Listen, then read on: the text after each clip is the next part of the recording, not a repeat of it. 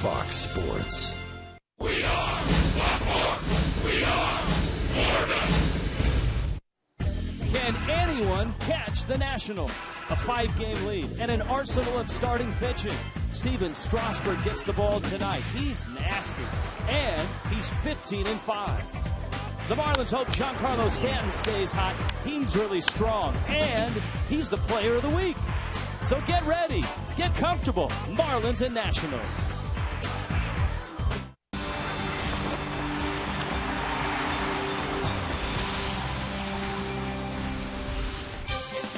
The storm has passed, and it's baseball time in Miami again. Marlins Park, the Fish are home for a long homestand, which opens with a 2-game series against the Washington Nationals. Come on inside Marlins Park.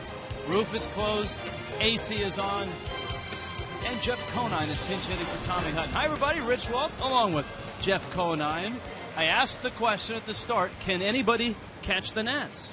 I don't think so. With the pitching staff, the way they're pitching right now for the Washington Nationals, the way this team has been playing so well together, both offensively and defensively, I think they're going to run away with it. Got another question for you. Can anyone keep Giancarlo Stanton in the ballpark? Because it certainly didn't happen on the road trip. He left every place he played. He left his mark in Colorado, Arizona, and Los Angeles. It was very impressive, and I tell you what, when Giancarlo gets a pitch to hit and puts the bat on it squarely, any kind of elevation whatsoever, it's going out of every ballpark. You and I were talking about in L.A. how he almost hit one over the pavilion in left field with a mammoth shot. But some of these balls he hit in Colorado, once again in Arizona, we're watching something very special here that I've only seen maybe a few times in my career, guys with this kind of power. And for his endeavors, he is the National League Player of the Week. One guy that has kept everybody in the yard when he's pitched against Miami, and that's Stephen Strasburg. He's been dominant this year in the National League, and even more so when he faces Miami. Well, a few years ago when he was the #1 pick in the nation, one of the most heralded prospects ever coming out of college. And I tell you what, this guy has lived up to the billing. This guy is phenomenal. You look what he's done against the Florida or the Miami Marlins. 2-0, 18 innings, not a single run given up, only 3 walks. He's got great control along with the power arm. And he's had some big hits along the way to hurt Miami. Pitching matchup brought to you by Sir Pizza. We've told you about Strasburg. Ricky Nolasco gets the ball. Nolasco looking for win number 10. Ricky has pitched well in his career against Washington. It's Strasburg, it's Nolasco, ready to go with the Nationals and the Marlins. When we return, a closer look at the Washington Nationals. The first place Washington Nationals. Craig Minervini and Frank Fort have that.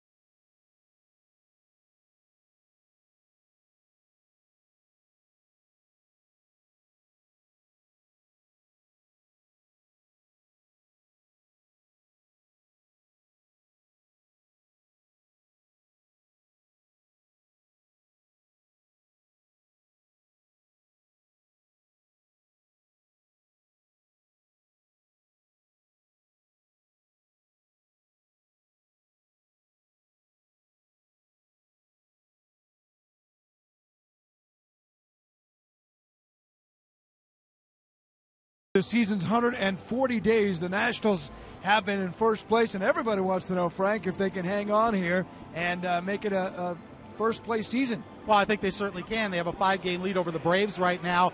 They've been doing it mostly with pitching and defense. Runs scored, they're in the middle of the pack, 7th in the National League. Their offense has done just enough. But pitching and defense is where they've really made their mark this season. You see they're 5th in National League batting average, tied for 5th in home runs. They certainly have enough power. But earned run average are at the top of the National League. They've given up less runs than any team in the National League. In fact, 38 fewer than the next closest club, which is the Dodgers. They're 2nd in the National League as well in saves, in fielding percentage, and they've made the 2nd fewest errors. So you talk about pitching and defense, winning baseball games. That's a lot of what the Nationals have been doing this year. They have a tremendous rotation. You'll see their best tonight. You could argue that Gio Gonzalez is maybe having a little better year than Strasburg, but for me it's 1A and 1B. At the top of their rotation, they're as good as anybody. If they need a big hit late off the bench, how about 3-14 pinch hitting? So they do it all. They're doing a lot of things right, and they're doing a lot of little things right as well. Yeah, and they, as you mentioned, their defense is terrific. They're getting a little bit healthier now. They got Desmond back. We didn't see him last time. They got power throughout the lineup. Yeah, they're getting good production from the middle infield in their second baseman and shortstop. Steve Lombardozzi's come in and had a terrific year playing a lot of left field. About the only spot they haven't gotten a lot of production out of is their catcher spot. They went out and got Kurt Suzuki from the A's, but he's hitting under 200 as a National. But if you've got 7 of the 8 spots essentially producing, you're going to be in good shape. That's what Washington has. They haven't thrown out anybody stealing. That's been a bugaboo, though. Suzuki regarded as a very good defensive catcher, but the Nationals pitchers, for the most part, take their time getting into the plate, and they get so many outs, it hasn't been a big problem so far. All right, we got Nets. We have Marlins. First of a quick 2-game series coming at you next.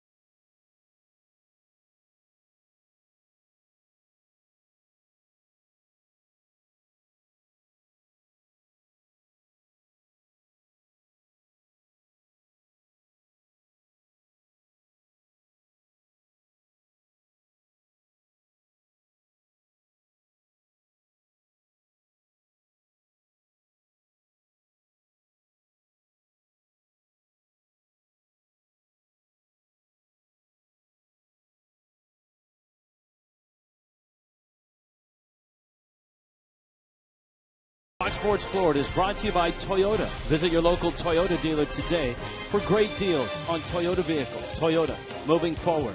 By AT&T, the nation's largest 4G network. AT&T, rethink possible. And by Papa John's. Right now at Papa John's, get any large pizza, even specialties, for only $12.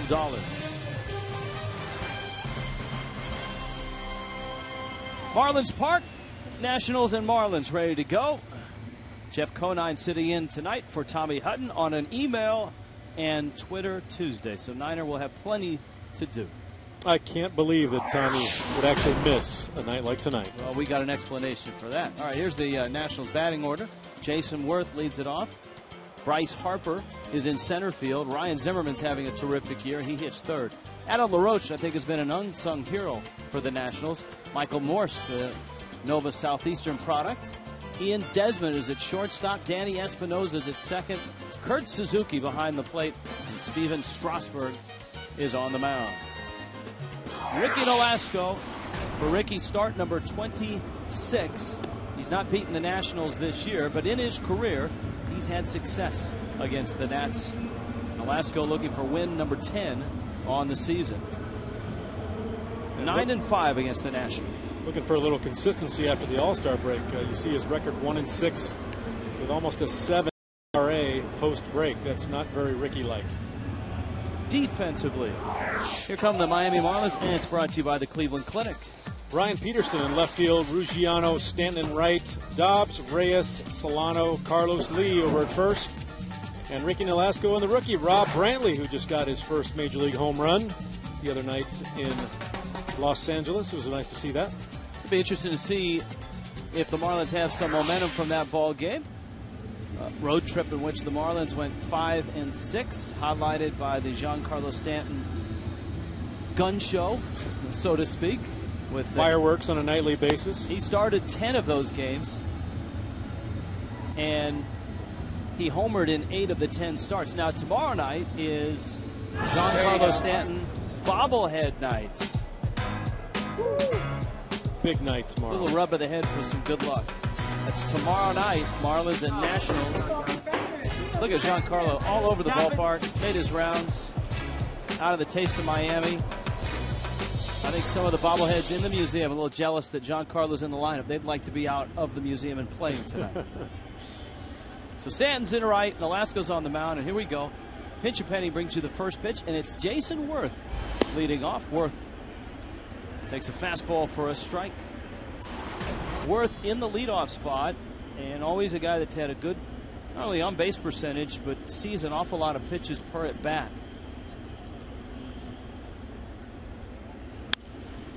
Flips one foul and out of play. Usually ranking in the top 5 in pitches per at bat. On-base percentage this year at .391. Has been over .400 a few times in his career. That's why I think a lot of people are saying, what is Jason Worth doing leading off?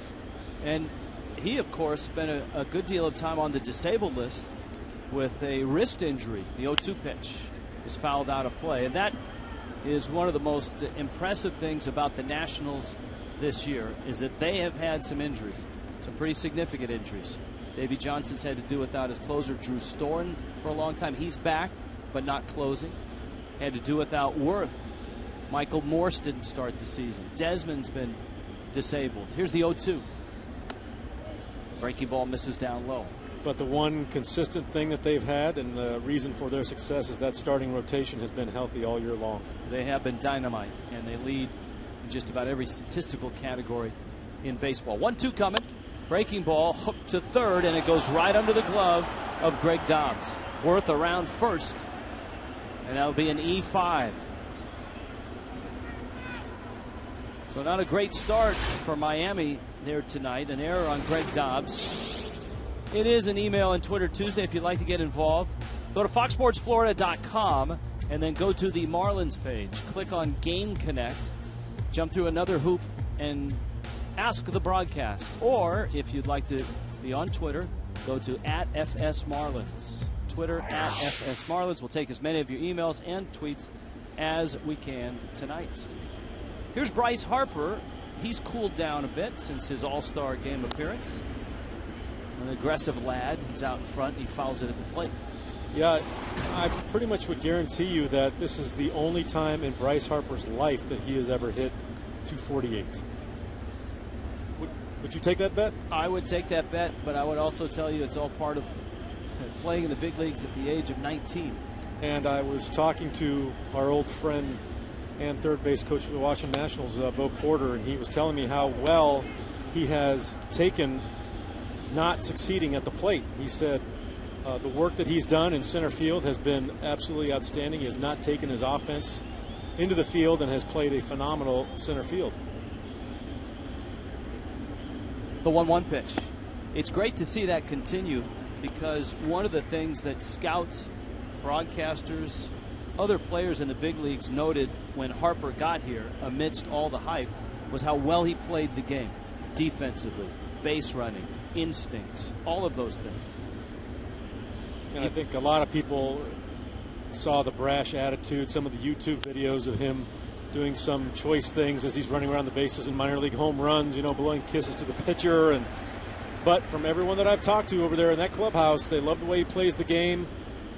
He's a baseball historian, loves the history of baseball, respects what has gone on before him, and that goes a long way in a major league clubhouse. See, when you were coming up in the minor leagues, there was no YouTube. All of the nutty things you did in the minors were not captured. That 2-2 pitch from Nolasco, he thought he had a strike, and it runs the count full at 3-2. Ozzie Guillen asking Dale Scott where it missed. Well, now that increases the chance that Worth is on the move. And we'll see. Brantley with the sign. Worth is running. Harper, ground ball, lead picks it. He's going to go to second. Not there, but he gets the out at first. It was hit so hard, I think, that Lee figured, why not give it a shot? Or maybe he didn't know that Worth was running. That was an odd play. Regardless, Miami gets an out at first. Carlos Lee still learning the position. Yeah, absolutely no chance. With Jason Worth on the move, there's no chance of him getting an out at second base. A nice job by Reyes to keep his cool and simply turn it and get the out. You saw Jose saying, no, no, no, don't throw, please. Now Zimmerman. Zimmerman takes outside. His season numbers against Miami.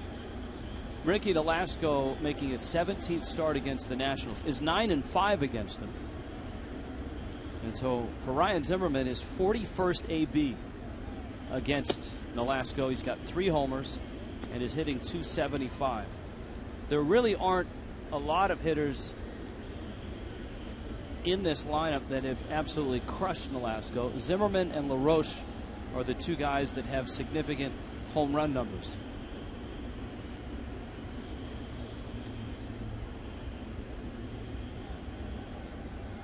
Ricky checks. And it's 2-0. And it's out. Zimmerman has been hot. He's had a very good second half. Starting July 1st, 340 clip, 11 home runs. There's LaRoche behind him.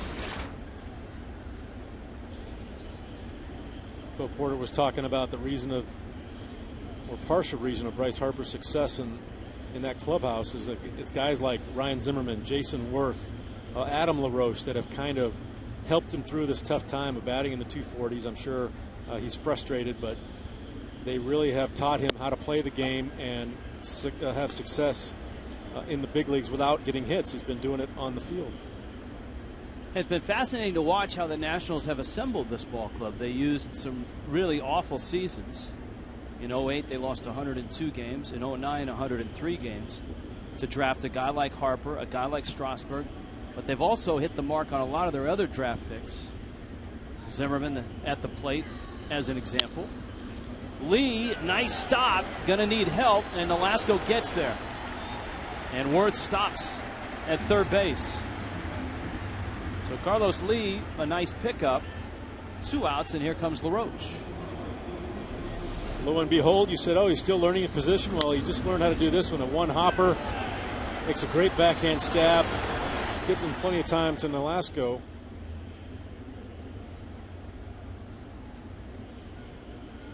And Ricky gets there just in front of Zimmerman. Just in the webbing of that glove.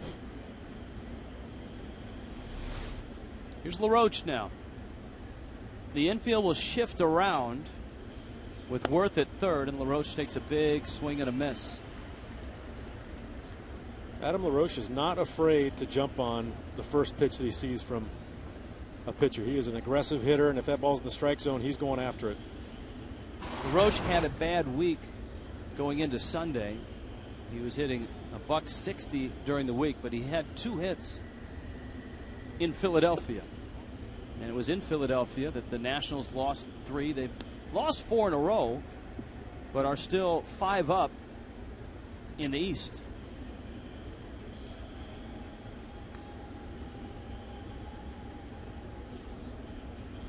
Jason Worth. Worth reached on a Greg Dobbs error. Nolasco has got 2 ground balls Carlos Lee's way at first base.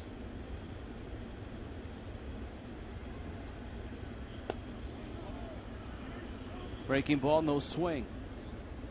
And it's 2-1. Guy that typically has awful first halves and red hot second halves has been very steady throughout the year. Well, he got off to an excellent start about the first month and a half of this season. He was leading the league with home runs and RBIs. Has kind of leveled off since then, but still having an outstanding season. Ricky gets a strike. For Nolasco, to get out of this first inning and not give up a run would feel like an accomplishment. Remember his last start, he had 5 runs in the first inning, but he hung in there and then put 4 scoreless innings on the board and allowed the Marlins to come back and win that ball game. Seen 19 runs in the first inning of his 25 starts. Something that probably leads to the 1-6 record in the second half of this season. He's been getting them behind a lot of games. Well, he's 2-2 here. He's a strike away, a ground ball away from pitching around the Dobbs error.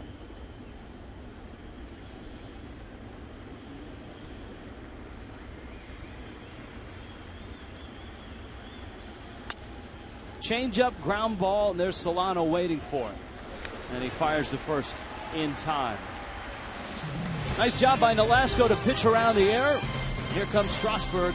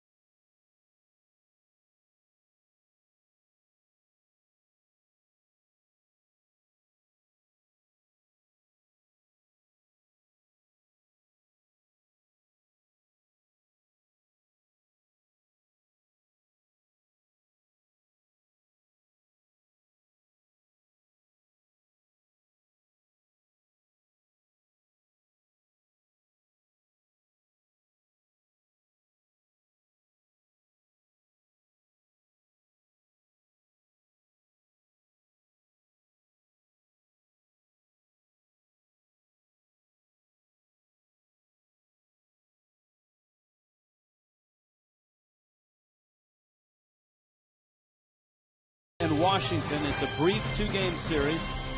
The Nationals coming in having lost 4 in a row. And this is the lineup that Steven Strasburg will face. Brian Peterson leads it off. Justin Ruggiano in center. Jose Reyes is at short. Carlos Lee in the cleanup spot. Giancarlo Stanton in right field. Greg Dobbs at third. Donovan Solano at second. Rob Brantley will do the catching. And Ricky Nolasco ninth. Jeff Conine, if you're in the lineup tonight, how do you attack this guy? Well, carefully. I, as a fastball hitter, would love to see a fastball earlier in the count and really jump on that, because his 2 secondary pitches are probably 2 of the better ones in the game. You've got an outstanding curveball, and I think his best pitch is his changeup. Those that have seen him pitch all year said his last time out was the most dominant they've seen him. He struck out 10 in just 6 innings in a 4-1 win over Atlanta. And he misses inside to Peterson. And they're talking about making him go away. 94 pitches in that 6 innings. He's not gone more than 7 innings in his start.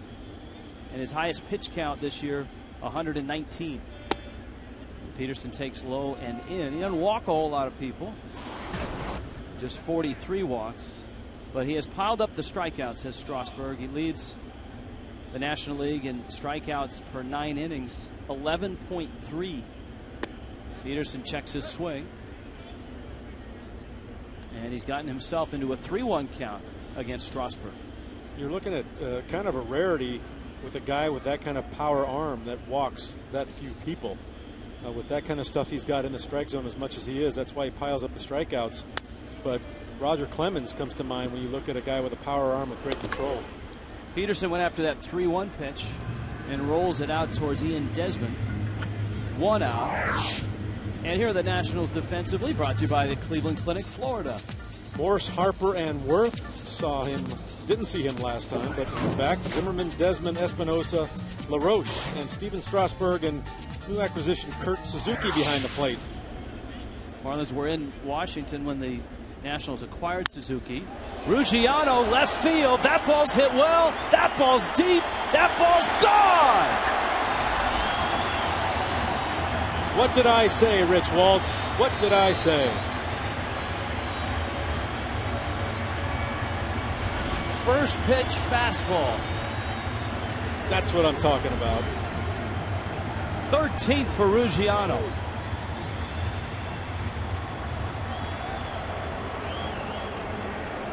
And it's 1-0. Justin Ruggiano continues to impress. Look at this ball. Center cut right down the middle. He does not want to get to that curveball or that changeup. I want to see something right down the middle that I can drive, and he did that. A Clevelander home run. Anything to left is termed a Clevelander home run. And Ruggiano stays hot.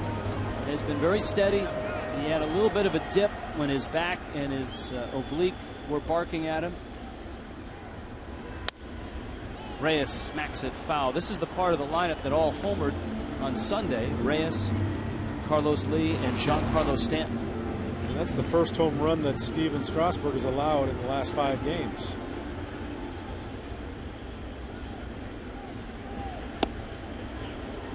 Pitches inside, 98 miles an hour to Reyes. We've seen a pretty tight strike zone this evening so far.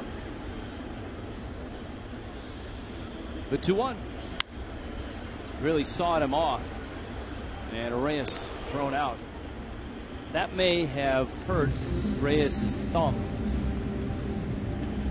because he looked like he was in some pain on his way down to first base.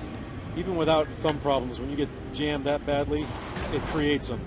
Let's look at our Steven Strasburg scouting report, brought to you by Coventry Healthcare of Florida.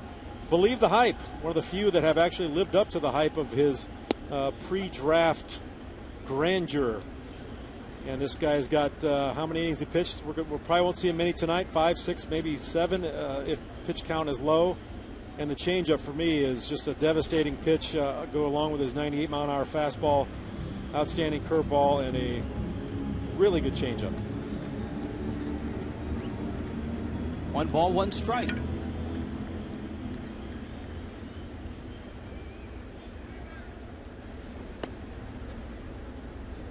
Another fastball, the breaking ball to Lee, his first breaking ball and his only breaking ball so far. Carlos with 2 outs.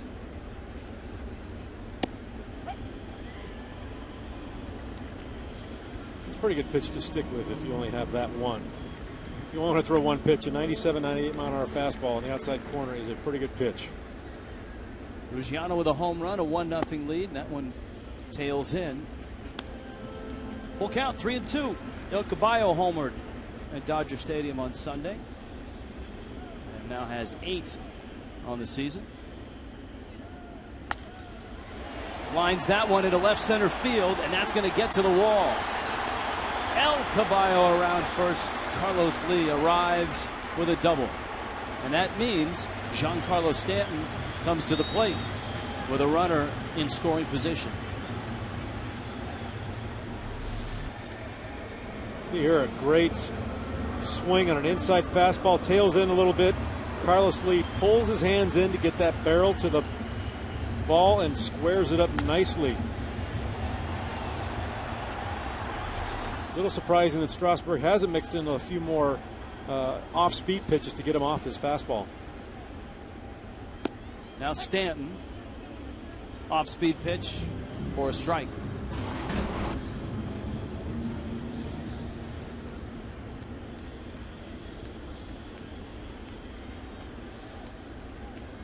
Oh, 1 is inside. I'll throw out the first tweet of the night. It's from Marlin Fan 36. Trout, Harper, or Stanton? You're asking me? I'm asking you. Hypothetically, who would you take? Right now, at this state of the game, I think Harper's out. I think he's just a little too raw for me. He's not figured it out yet. Trout, unfortunately, I've not seen a whole lot of him play because he's in the American League, but from what I've heard, he can do it all. I mean, he's got every facet of the game covered and is a phenomenal athlete. Can change the game with one swing, just like Giancarlo can. But we're seeing an evolution of Giancarlo come about, too. He's become a much better hitter, more selective. Yeah, he will swing at some bad pitches, but he has seemingly been able to turn around the next at bat and make the adjustment and hit home runs. We saw that a lot last week. Strasburg has thrown him a couple breaking balls in this AB. 2-2 pitch coming. Little broken bat single into right field. Lee is digging for third, and they're going to send him.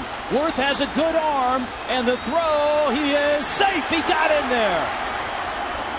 The throw got to the plate. El Caballo got around the tag of Kurt Suzuki. And it's 2-0 Miami. Great piece of hitting right here by Giancarlo. Jason Worth, a good, accurate arm. The ball beats him, but look at him diminish his radar signature there. He tries to get as small as he can, gets that right foot in the corner of the plate. Great slide.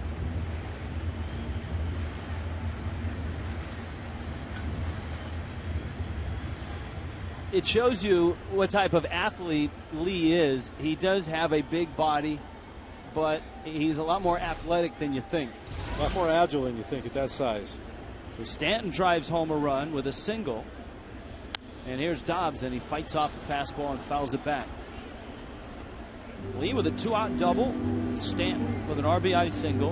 And Miami has their first 2 runs against Stephen Strasburg all year. He had gone 27 consecutive innings without giving up a run to the Marlins. The longest streak by any opposing pitcher against the Marlins. John Smoltz, 31 1/3, and a lot of that was out of the bullpen over the course of 3 seasons. Pop up, Zimmerman calls for it, and he makes the catch. Miami on the board twice. Justin Ruggiano with a solo homer, and that sets the stage. It's 2-0.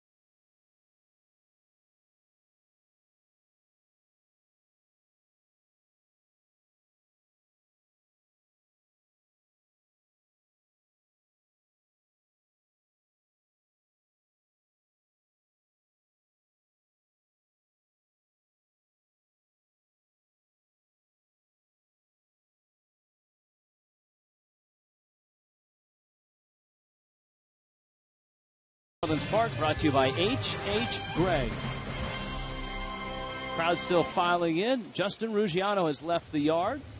And on a Twitter and email Tuesday, our producer, John Sulzer, tweeted before batting practice that the ball was jumping and that Justin Ruggiano would hit one out. And so John Sulzer calling that shot. Jeff Conine adding first pitch fastball. It all added up to a solo homer. Stanton drives in Lee, and the Marlins off to a 2-0 start. Michael Morse to deep right center. And Ruggiano is back there, and he makes the catch on the warning track. John Sulzer didn't also give us the piece of information that he tweeted that every player on the Marlins was going to hit a home run tonight, so he covered his bases. And erased all the other tweets with the other players. We've had already some emails and tweets about Tommy. Tommy Hutton had knee surgery this morning. Yes, meniscus. Meniscus, and will be back in the booth tomorrow night. Old school style. Well, this afternoon after surgery, he went out and was announcing on flat ground. Has resumed announcing activities. Practicing his broadcaster voice. There you go. He'll be back tomorrow night. But thanks for all the well wishes, and we will certainly pass along the feel better. In fact, Tommy will be tweeting during the ball game tonight, so you never know if you're going to get a tweet from Tommy Hutton. Nolasco, breaking ball. Ian Desmond, Nationals have missed him some. He's had at times a tough time staying in the lineup, but when he's in there, he's been terrific. An all-star, 19 homers, he's driven in 56, and 25 doubles. Kid from Sarasota lines one foul. That's Darius Dawson down there, making it look easy, just like his dad.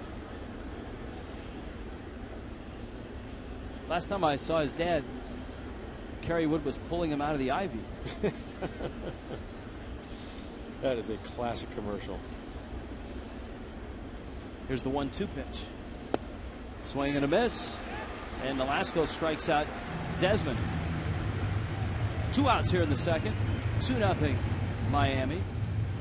Saturday night, it's Marlins and Mets, and a Saturday spectacular.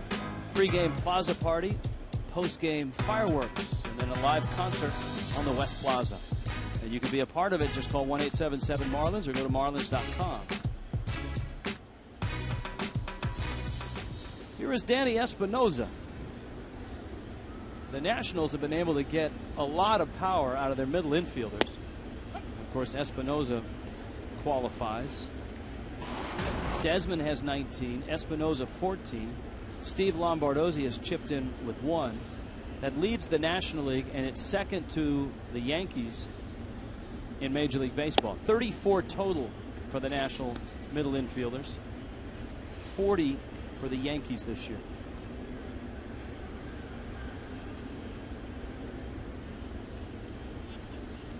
Another guy that's come on strong as of late. First time the Marlins faced Espinosa, he's hitting in the 220s, up to 251 now. Kind of trending up in his Major League career. Came up in 2010, just hit 214 and 100 at bats. Last year in a full slate hit 236 with 21 home runs. He's got 45 extra base hits this year. Rickey strikes him out, and a strong second inning from Nolasco with a pair of punch-outs. 1-2-3 go the Nationals. 2-0 Miami on top.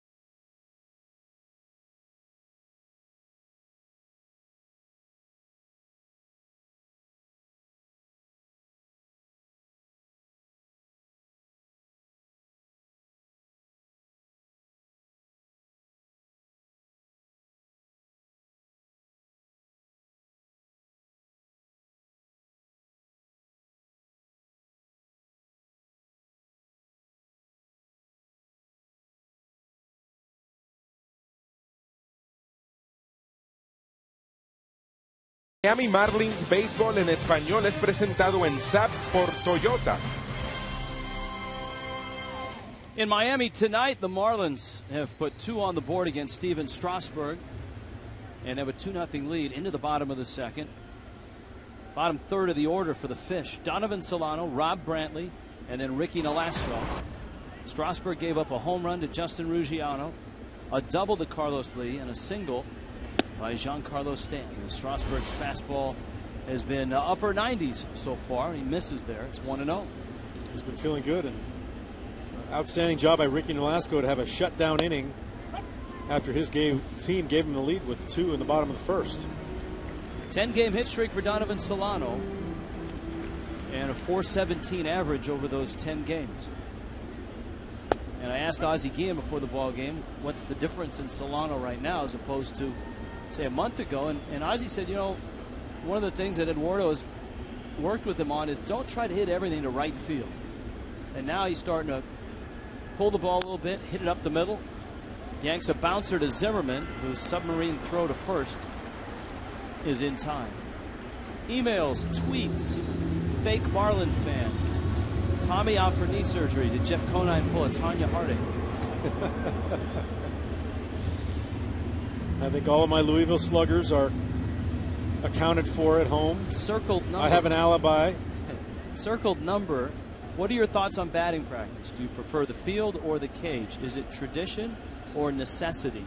There was a discussion on that, an article, I believe it was the New York Times last week, about it's a tradition in baseball, but a lot of players have said that it doesn't do them the good that many think. Brantley up there now, and his first look at Strasburg.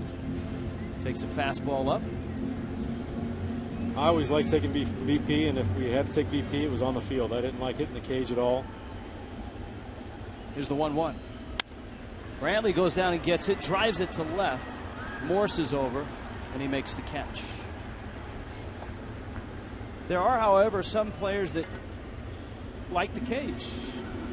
Some do, and some, I played with Albert Bell in Baltimore, and after the first month of the season, he hit in the cage every single day the rest of the season. And just with flips, his brother would toss him flips, and I think he had 317 with 37 and 117 that year. So I think people would be surprised to know how much batting practice is situational hitting and not just let's get up there and see how far we can hit it. Yeah, a lot of guys, when they're take that approach to batting practice, see how far we can hit it, really gets out of their game plan as far as the actual game is concerned. And you do see a lot of guys working the other way, hitting behind the runner, may make up situations in their own mind to really get them in tune to what's going to be going on during the game. 2 out, bottom of the second. Nolasco 0-2 pitch coming. Breaking ball, and he strikes him out. Strasburg, his first strikeout, and that comes with Nolasco in the 9 spot. 2-0 Miami.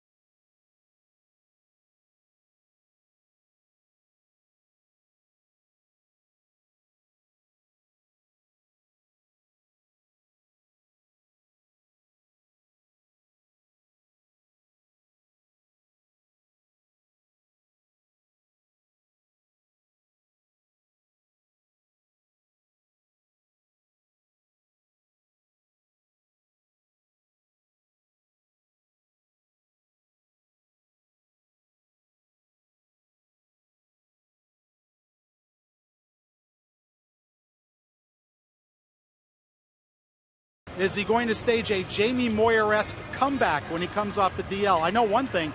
I think Tommy will give up less hits than Moyer did when he tried to come back this season. But we all, of course, wish Tommy the best, and hopefully he'll be back out here tomorrow. And a lot of the fans so far on Twitter impressed by the outing Ricky Nolasco has had so far through 2 innings. He's looked as sharp as he has in a while. Although remember, in the last start, after giving up 5 runs in the first inning, he breezed through the next 4 pretty easily. Let's go back up to Niner and Rich. And Niner, we also got another tweet about a foot race between you and Carlos Lee. You think you could take him in a 90-foot sprint from home to first? That's got to be a joke, right? Well, you take it however you want to take it. I'm taking it as a joke. That person was joking. They've obviously never seen you in the triathlon as I have. Yeah. You still have to admit it was a great slide. It was an outstanding slide. A very savvy slide, a veteran-like slide. Kurt Suzuki's up, then Steven Strasburg, then top of the order. Jason Worth. Nolasco, 9 pitches in the 2nd inning, striking out Desmond and Espinoza to end the inning. Plenty of questions tonight. John and Ocala has a couple. Breaking ball, little flip shot to right. Stanton with a dive and a catch. Very nice.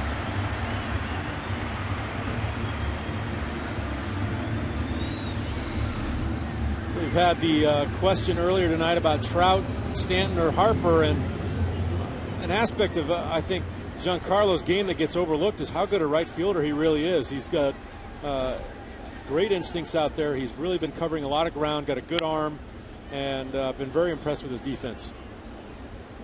You can see the football player in him in terms of the corner skills and the wide receiver skills. His jumps in the outfield, the angles that he takes. And when he leaves his feet, he usually catches the ball. This one, he'll stay on his feet. And you can't say that about a lot. Remember the struggles that Jeremy Hermida had in right field. It seemed like every time he left his feet, he wouldn't come up with it. Stanton, on the other hand, when he leaves his feet, the ball usually sticks. Yeah, and like you said, that's because he's taking great routes and getting good jumps on the ball. Strasburg with that out, Worth taking his time getting to the plate. Are there 2 questions from John and Ocala? Is Dan Jennings any relation to the current Marlins vice president of player development? No, he's not. And what is the record for the fewest pitches thrown in a complete game? Any complete game.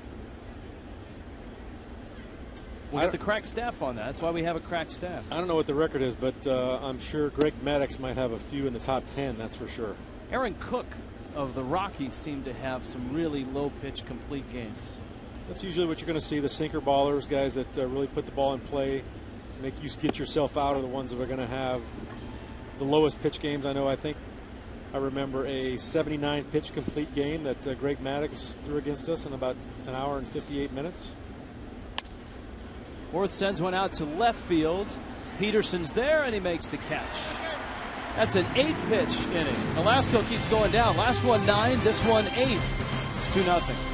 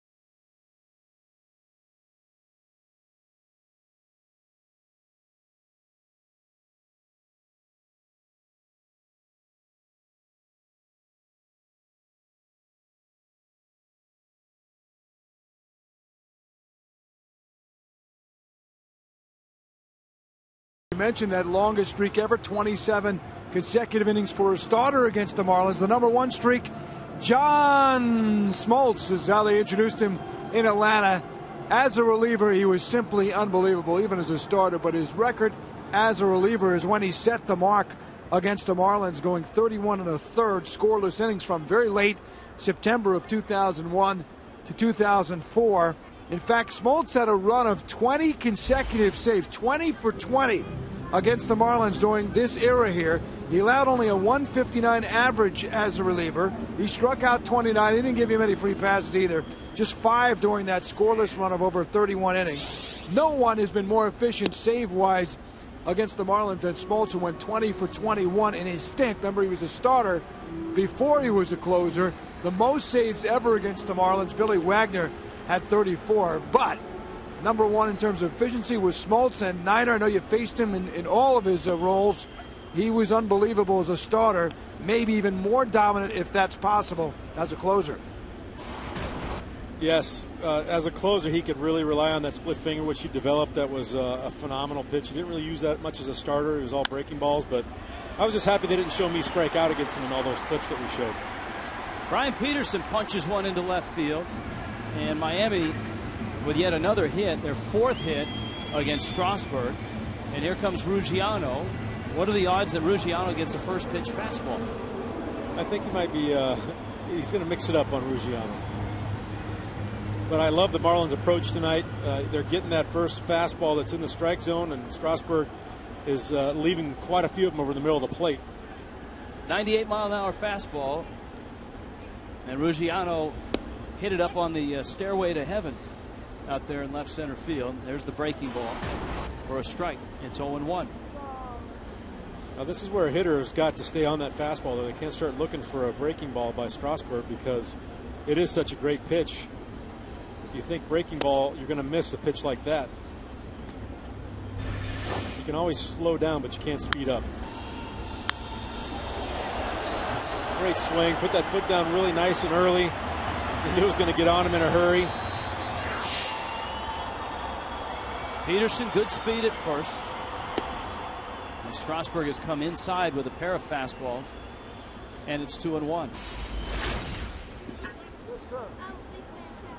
Strasburg kind of laboring a little bit tonight, trying to find that delivery to put the ball where he wants it. He's been missing quite a bit off the plate and then throwing balls down the middle. Peterson running, had a huge jump, and he's already at second base. Ruggiano took the pitch because he saw Peterson was halfway to second before Strasburg delivered the pitch.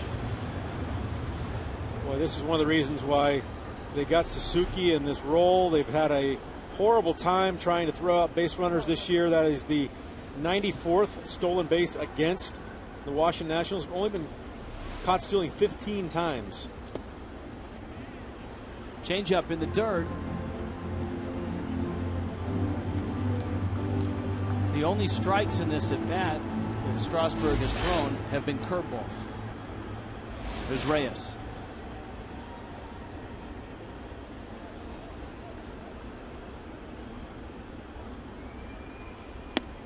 And he misses in. Another changeup. Changeup. And here comes Reyes. Runners first and second. Now, Reyes is the #3 hitter. And you rarely, if ever, see a #3 hitter bunting in this situation. But Reyes isn't your prototypical #3 hitter. He's an outstanding bunter. Good enough that if he tried to bunt for a base hit, the worst that could happen would be he'd move the runners up. So let's see how Ozzie Guillen plays it. And you've got good speed out there. Peterson at second, Ruggiano at first.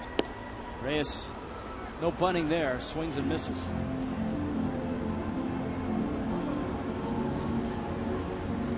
Not a bad play with a 2-0 lead to try to extend that lead a little bit more against a guy like Strasburg.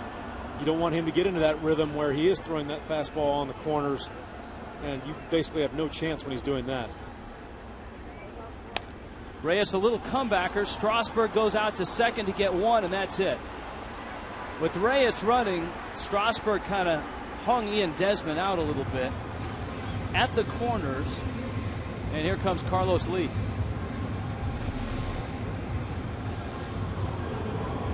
Little tapper right here, probably not hit hard enough to get Jose Reyes, but you see a great slide by Justin Ruggiano to make sure he didn't get a throw off. Now Lee. A 2-out double, and he scored on the Stanton single. Reyes and Peterson at the corners. Lee, a ground ball, and it gets into right field under Espinosa's glove. Reyes on his way to third. Peterson scores, and it's 3-0.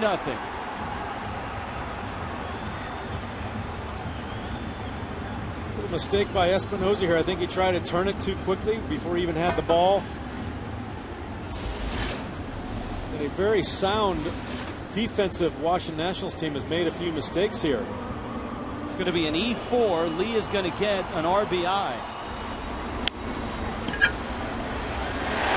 And it looked like, from that swing, that Lee was trying to punch the ball through the right side. And here is Giancarlo Stanton.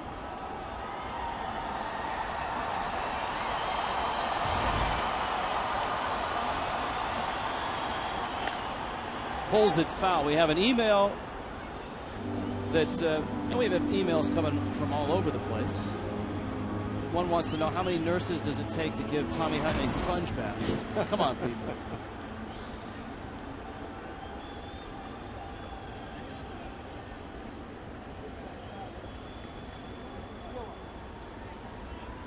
Oh, 1 pitch. We have an email from Tommy Hutton. Hut points out, great job by Dobbs motioning Carlos Lee where to slide on the Stanton base hit. And he's right. Dobbs was right there.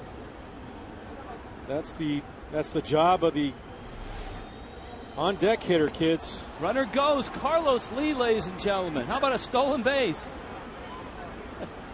That's his third on the season. And that's not a back end of a double steal either. Look at him go. Not even paying attention to him. Great job. Stanton strikes out. I think everybody just stunned that Carlos Lee stole the bag.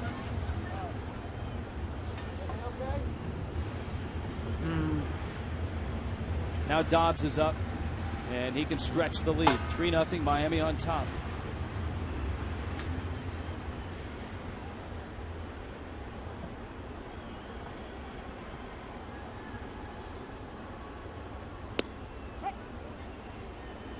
Strasburg throws a strike.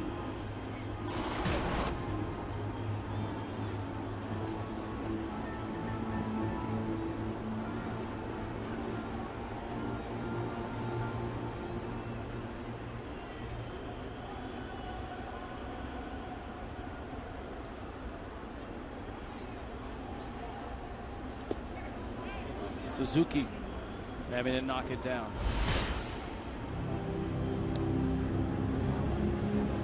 So he's already at 51 pitches. As we pointed out, Strasburg has been limited to 6 and 7 inning starts all year. His average pitch count in the high 90s.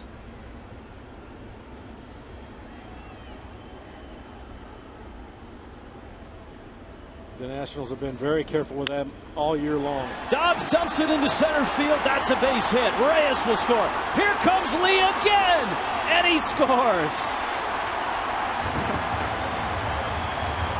Greg Dobbs, a 2-run single. The adventures of Carlos Lee on the bases continue, and it's 5-0. Greg Dobbs gets a fastball right down the middle. Kind of got jammed a little bit. Just a dunk it there into center field with 2 outs. Carlos Lee on his horse as soon as the swing was made. No chance to get even him at home. He's gassed. It looks like he might need a little assistance with oxygen or something. There's Mike Kozak, the trainer, saying, "You okay?" I think everyone's up not to congratulate him on anything he did at the plate. It was that stolen base. I guarantee you that's what he's talking about right now.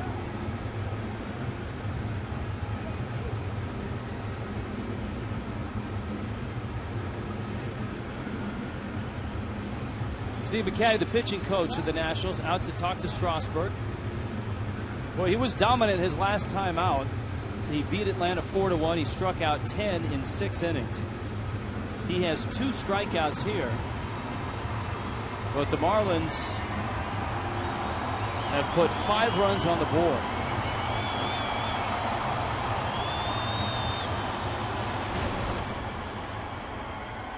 And here is Solano, and Strasburg throwing over to first.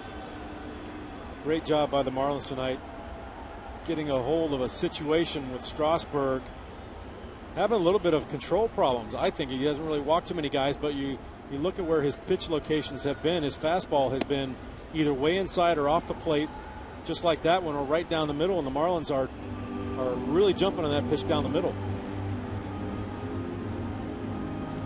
Solano's brother Jonathan, who was in the big leagues for the first time this year with the Nationals, is rehabbing right now. He's in Double-A Harrisburg.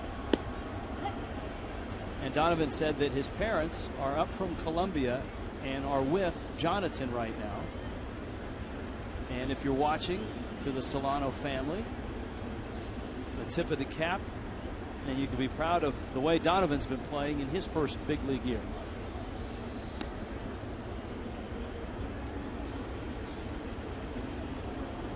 Right now a 5-0 lead over Stephen Strasburg. The Marlins have not beaten Strasburg this year. They've beaten him once in his career. I think Strasburg is so shocked by shaken up by Carlos Lee that anybody in a white uniform he's going to go over now.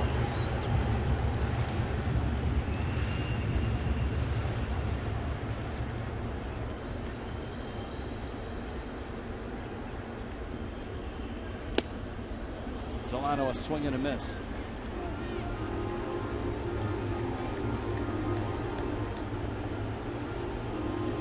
Lee getting an RBI in the inning.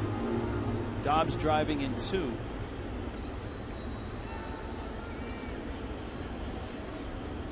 Solano with a count 1-2. Dobbs was running, and Strasburg flips over to first in time. Inning over. 3 more runs. On to the 4th. 5-0. Fish.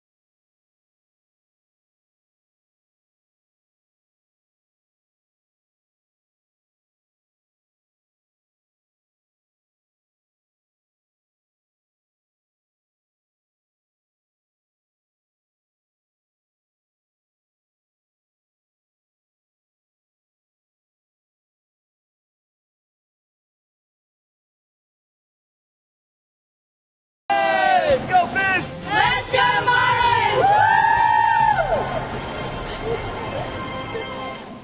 Giancarlo Stanton bobblehead night tomorrow night here at Marlins Park. It's 5-0. Marlins on top of the Nationals. It's the 4th, and Ricky Nolasco goes back to work. Bryce Harper, Ryan Zimmerman, Adam LaRoche, and Nolasco a curveball for a strike.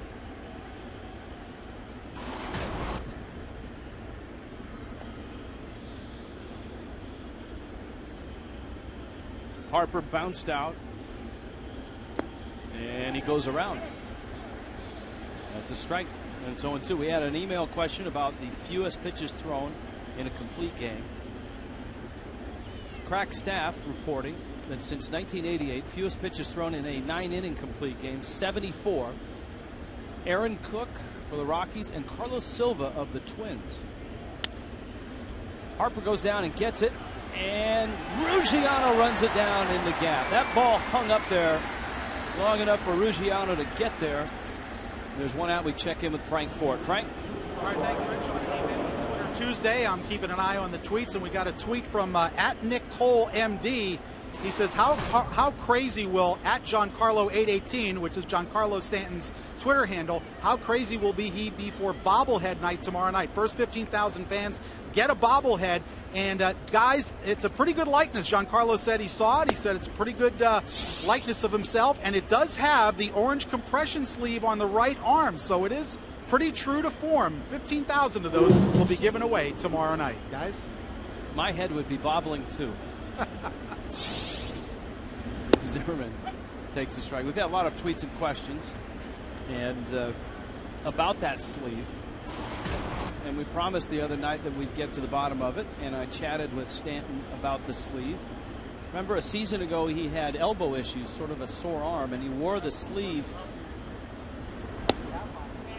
The soreness in the elbow went away, and so he decided to keep wearing the sleeve. I think it's a fashion statement as well.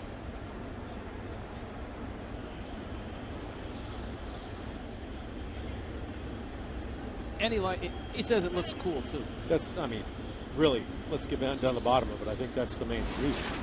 But he says looks cool. He hasn't had any elbow issues since. Strike to Zimmerman.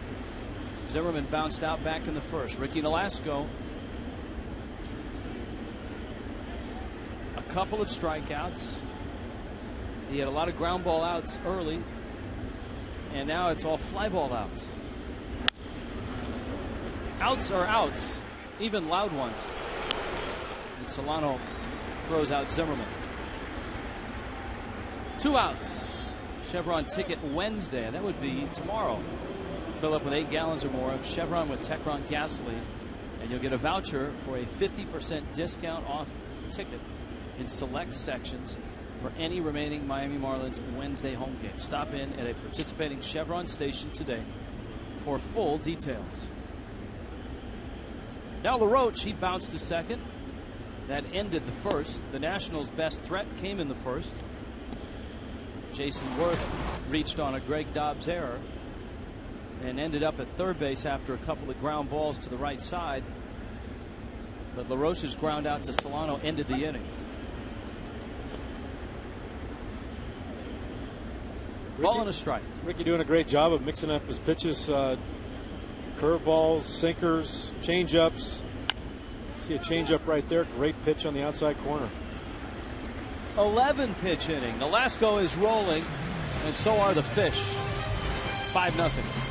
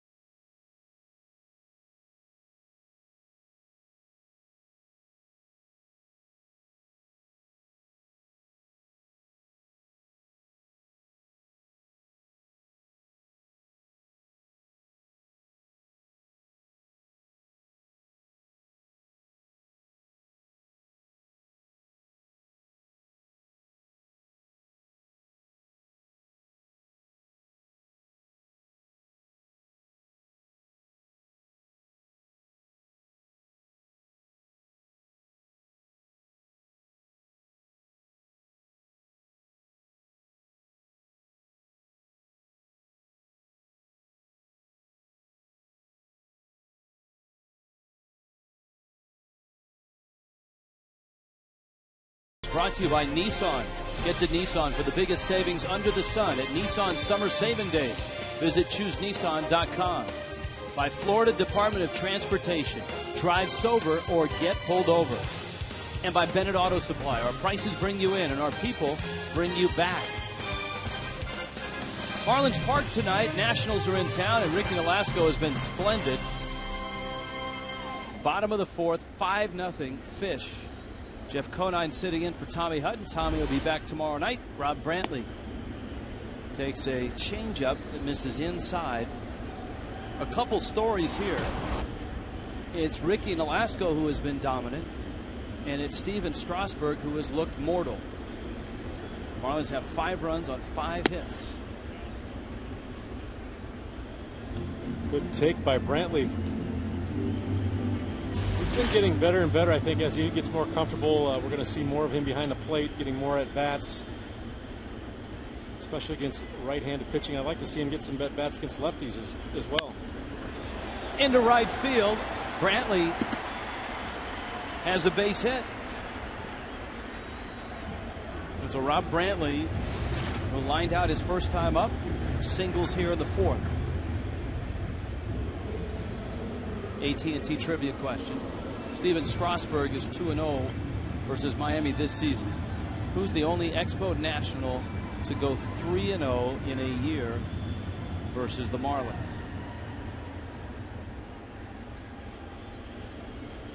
Nolasco now will try to bunt Brantley up. And Strasburg misses high with a fastball. Steven Strasburg at this pace is not long for the game. He's at 57 pitches. He's had a quick pitch inning in the 2nd, but long innings in the 1st and the 3rd.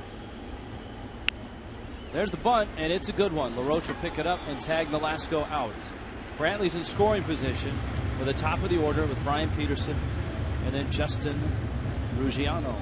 So much has been made over Strasburg's innings limit this year. You would think that maybe in a game down 5-0 they might pull him early and let him exit with 60-70 pitches, just to cut down on that wear and tear they've been talking about so much this year. Peterson now has bounced out, singled, stole a base, and scored a run.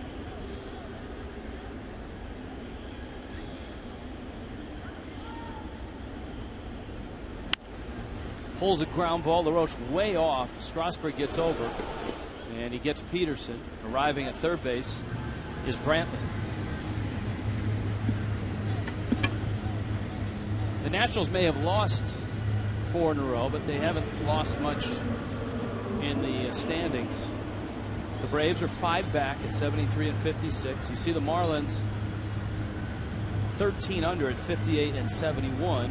Obviously, the Phillies, the Mets, and the Marlins would like to avoid being called a last place team. Tico bringing you the National League East standings. Here's Ruggiano. He's homered and walked, and he appears to be seeing the ball quite well out of the hand of Strasburg. Yeah, Atlanta, St. Louis going for those top 2 wild card spots in the National League East. Los Angeles, Pittsburgh's 4.5 games out. American League's got a fantastic month of September up ahead of them. Baltimore, Oakland, Tampa Bay, Detroit, all within a game of the top of the wild card.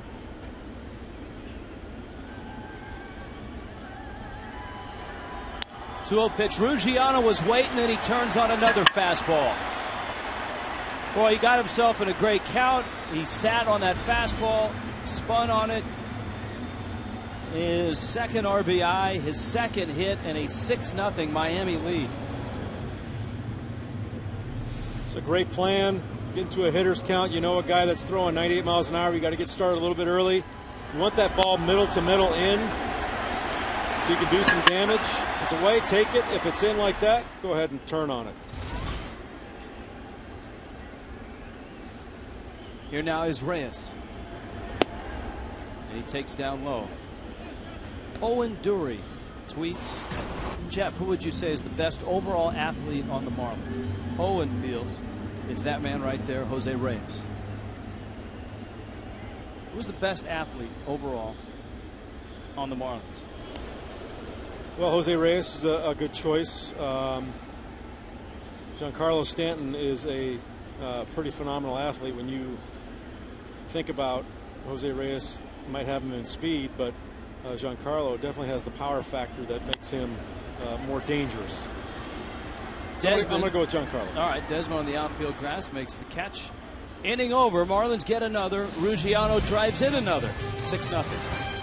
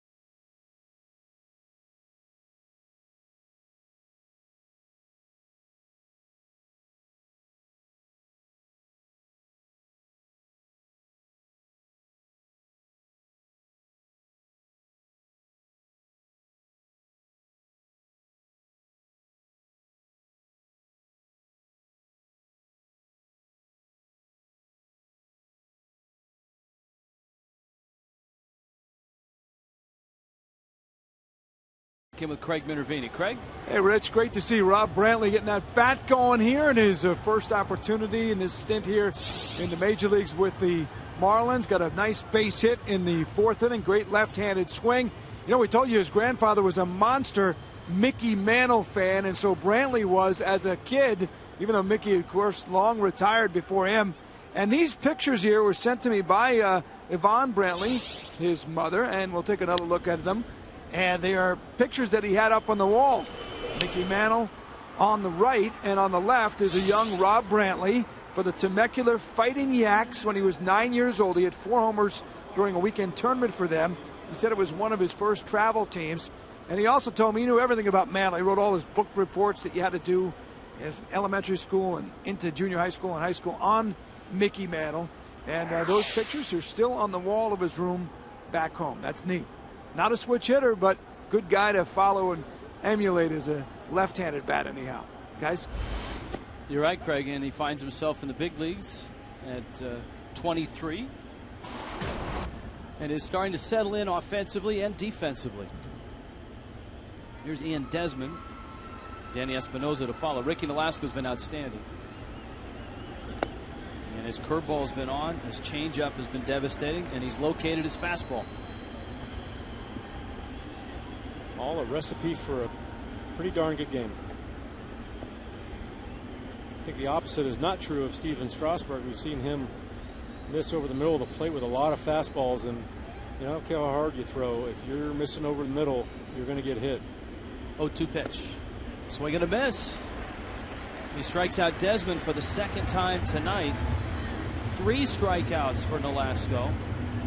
And here comes Danny Espinosa.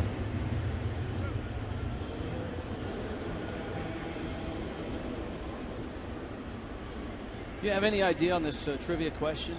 How about Javi Vasquez? Javi, Pedro Martinez possibly was pretty dominant for the Expos. That one pulled foul by Espinosa. We're not getting the customary sound effects. Dustin Hermanson. Wow. I would have been impressed had you answered that. Yeah.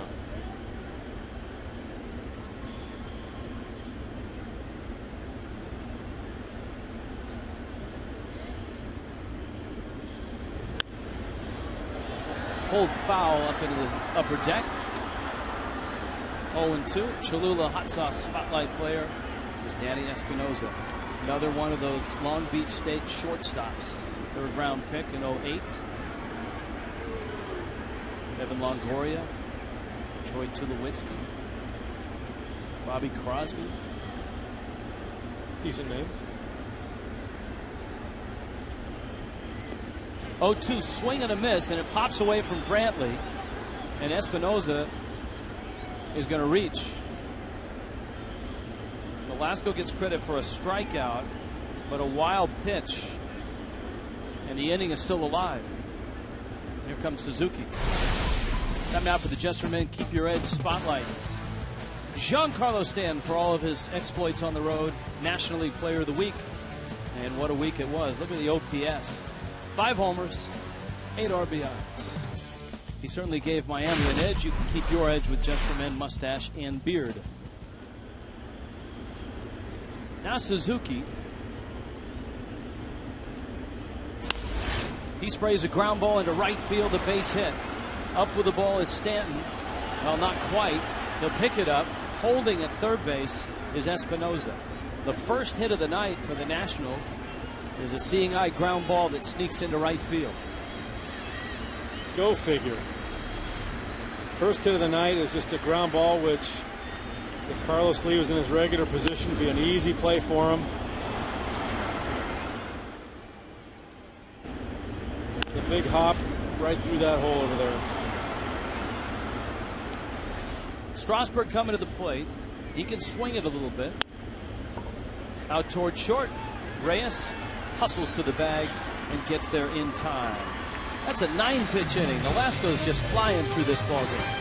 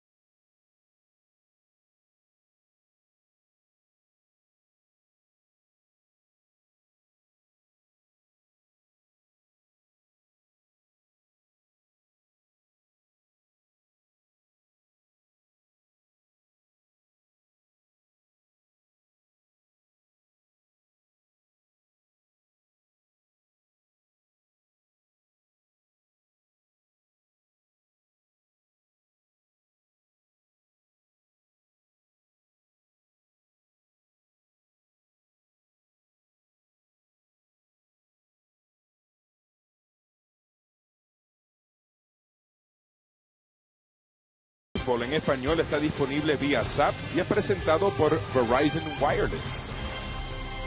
Night by Cookie and Raul. Guys, how are you? Rich, Jeff, what's up? How you guys doing? Jeff, Richie, how you guys? We're doing great tonight, huh? Yeah, this is wonderful. This is. The Marlins had not scored a run against Steven Strasburg in 27 consecutive innings, and now it's, instead of sprinkling, it's pouring. Feast or famine, huh? And Strasburg's still in there. Well, do you guys think that with everything that's been mentioned about this limit, with a game that's 6-0 at this point, would you pull him? Jeff Conine raised the possibility. I would, because I think that they still have another 3 games with Atlanta. And this will be the 5th loss in a row that this club is having right now. And if it's number 1 just loses this game, they could carry on and maybe get into a little bit of a slump. They're going to have a very tough decision to make. Carlos Lee up there right now, Giancarlo Stanton and Greg Dobbs to follow. What about Carlos Lee stealing a base earlier, huh? Yes, there was a, in between innings, there was a brief ceremony. We've already had a few tweets wanting to know if that's going on the 10-run reel. Smoked by Lee. Zimmerman, a little lob throw over, and LaRoche catches it. All right, guys, have a good show. All right, guys. You too, guys. You too. Good show. Ryan Zimmerman has that thing, whatever they call it, the throwing difficulties. You watch him baby this, kind of sidearm it, and LaRoche bails him out. He is more comfortable throwing when he's on the run or on the move. When he's set, Jeff, it's turning into an adventure. It really is. You know, some people call it the yips, or he developed this throwing motion that I don't know when it started, but you see him, especially on balls in, like you saw, he made that play earlier today where he's got to bend over and throw from his shoe tops. He makes that play as well as anybody in the big leagues. But like you said, when he's got plenty of time to just set up and throw, it's very odd. He's a guy that has won a Gold Glove. He's made just 10 errors this year. Stanton pulls one foul. Giancarlo Stanton, RBI single in the first, struck out in the third.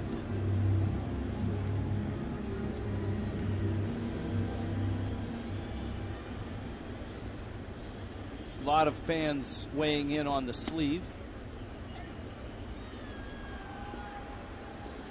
JAH saying that the sleeve that Giancarlo wears is a compression sleeve. It also helps with circulation and inflammation. It's great for rehab of arms. You're going to have to rehab some baseballs after the week that he's had. That one may be flat. He hammered it down into the corner. Stanton arrives at second base with his 26th double of the season, his second hit tonight. Another ball on the inside part of the plate. It didn't quite get as far in as Strasburg wanted to. Marlin hitters tonight are just right on this fastball. They are geared up. Look at that nice, quiet front foot, a little bit out in front, and just hammers it down the left field line. You know, I would not like to be Joe Espada or the third base umpire, Dan Iasonia, when Stanton is up. Espada usually stands out by the umpire when Stanton is up. And here is Dobbs now. First pitch, Dobbs goes after it, hits it to center and deep. Harper back, Stanton's tagging. Harper has it, Stanton's running, and he's going to get there.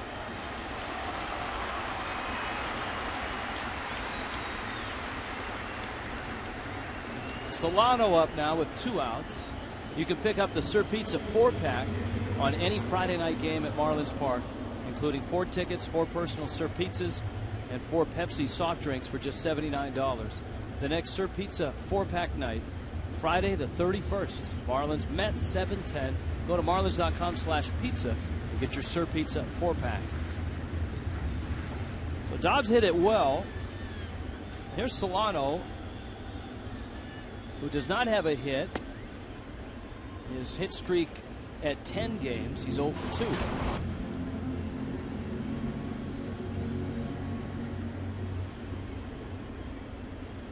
RHA wants to know, did Brantley get his home run ball back in Los Angeles?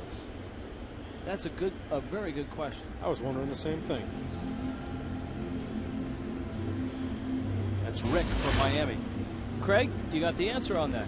Yeah, good news. With all the booing, the ball was thrown back from the outfield, and Rob Brantley said Andre Ethier grabbed it and gave it to him. What a thrill. We were talking about that moment because I can remember John Baker getting his first Major League home run at Dodger Stadium in almost the same spot. 2 California natives. A little bit more difficult to get your home run ball back on the road. Solano into left field. Stanton scores 7-0. Solano's hit streak is at 11 games.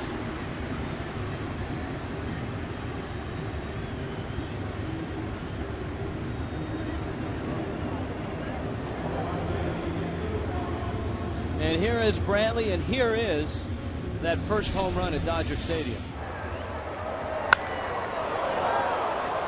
Elevated fastball, Aaron Harang. Not an easy place to hit a home run. They gave him the silent treatment. I love that. The most hits that Strasburg has allowed this season. Brantley stands in 7-0. Marlins on top. Lee is retweeting a stat as well. He's allowed 6 runs in a road start for the first time in his career. That's one of the things that the Nationals have done quite well this year. As you see, Craig Stammen is up. Strasburg is at 82 pitches. The Nationals have been dominant on the road. They have the best winning percentage in baseball on the road. 28-16 since the All-Star break.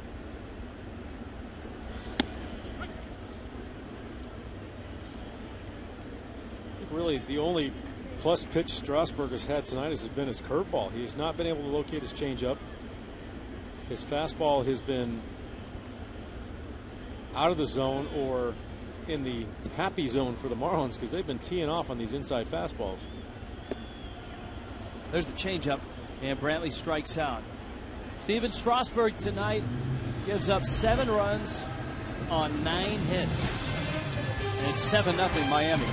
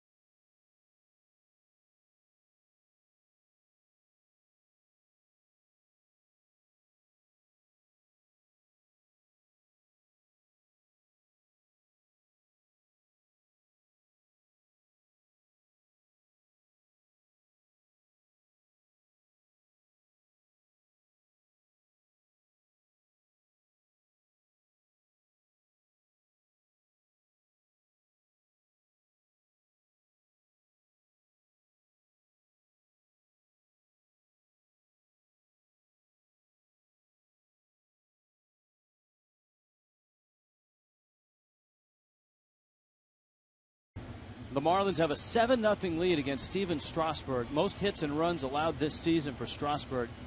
Solano just extended his hit streak. But Justin Ruggiano has homered, has an RBI single. Carlos Lee has had an adventurous ballgame with a double and a stolen base. Giancarlo Stanton with a couple hits as well. Poll question tonight. Will Giancarlo Stanton lead the National League in home runs? 70% say yes. 30% say no.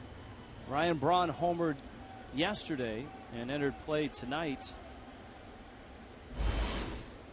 with 35.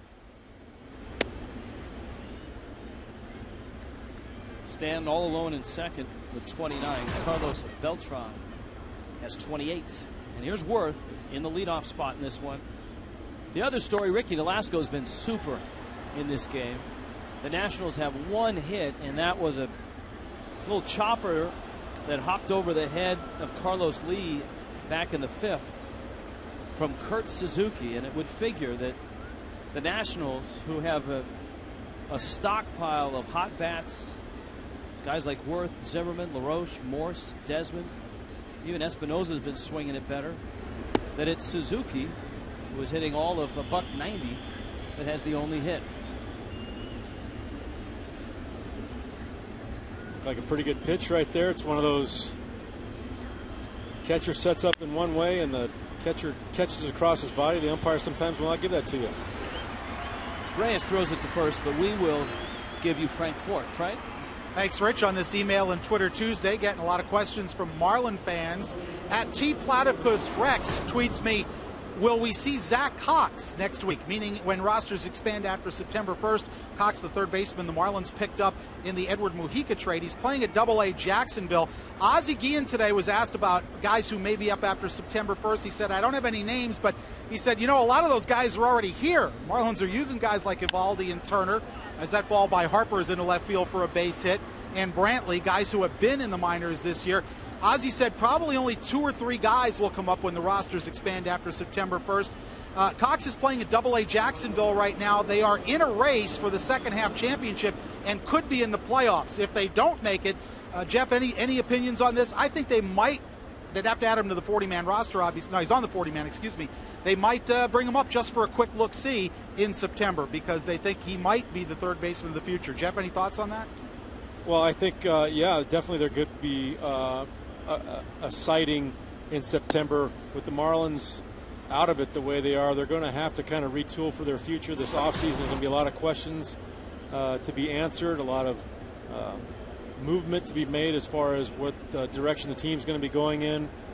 We've been seeing some great things from Brantley, from Jacob Turner, from Nate Eovaldi, and it's kind of an audition to see what this Marlins team is going to look like next year. And if they want to take a look at Cox to see if he's going to be in their future as far as third base is concerned, it'd be a good time to get him up here. Because third base is obviously an enormous question mark. Left field would be as well. Talked to Logan Morrison today, and he will undergo surgery here in less than a week, and a 6-month return after that surgery is expected. And if that schedule holds, then Morrison hopes that he's ready to start spring training healthy and ready to go, something he's not been able to do the last couple of springs. Maybe to his advantage next year with the World Baseball Classic. Spring training is going to be longer. We'll give him a little more time to get that knee healthy and ready to go, because the last few springs, if you remember, we've got Logan Morrison and Giancarlo Stanton have had leg issues that they have not really had an entire spring, and we've seen them struggle in the first month of the season. So third base, a big question mark. Left field is as well if Morrison moves to first. Is Bonifacio at second base, or is he in center field? That's a question to be answered. Spoke to Bonifacio tonight as well. Here's the 3-1. Zimmerman crunches that one into left field. Peterson picks it up, and the Nationals have put together back-to-back hits here in the 6th inning. Bonifacio right now just resting the knee. It was a sprain. There was no structural damage. Some rest, and he's hopeful that mid-September he can get back in there.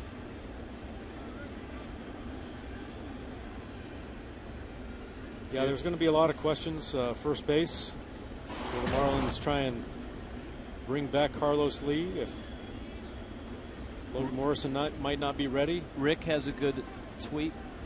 Who gets the most playing time behind home plate next year? Is it Buck or Brantley? Actually, that was from Jordy.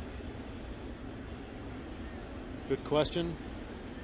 You know, this is Brantley's audition this September, so he's got a lot to prove. If he proves that he can play here at the big league level, then I think it might be kind of a platoon situation possibly next year.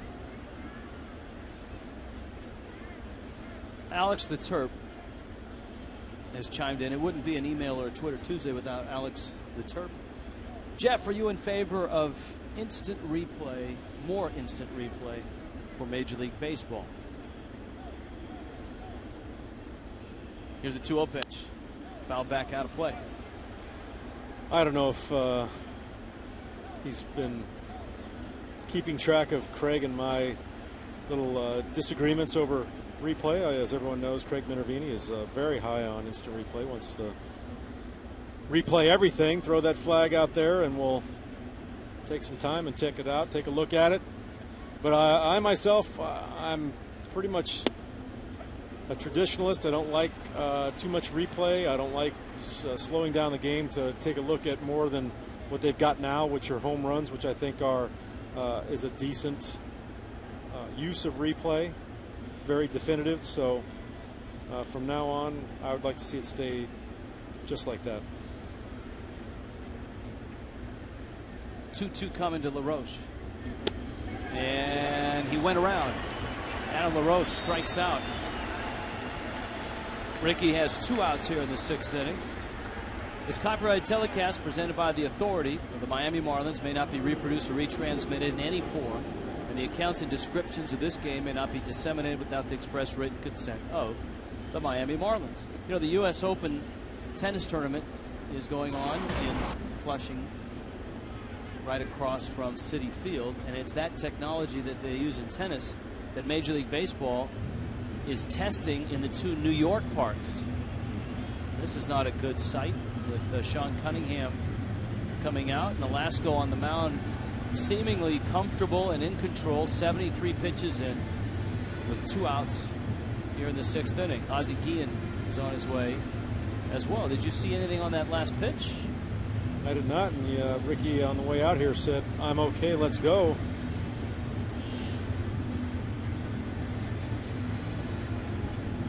He's got his whole infield in there to listen. And Rickey has convinced everyone that he is okay.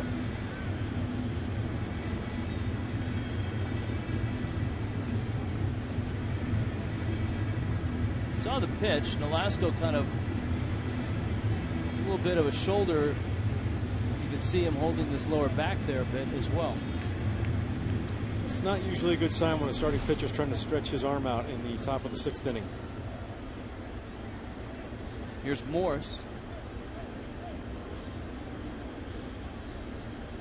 Breaking ball low.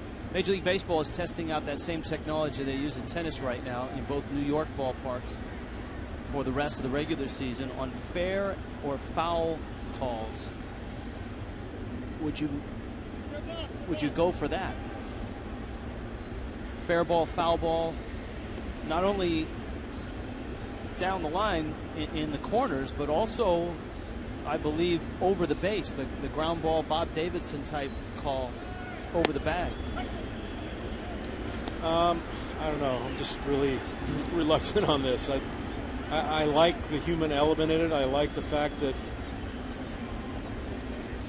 you know, they're making the decisions out there on the spur of the moment, and not to have to, like I said, stop the game and have a big board replay. Here's the 1-1. Broken bat. Nolasco has it and flips on over to first. Outstanding night for Ricky Nolasco as he trots off after 6 scoreless innings.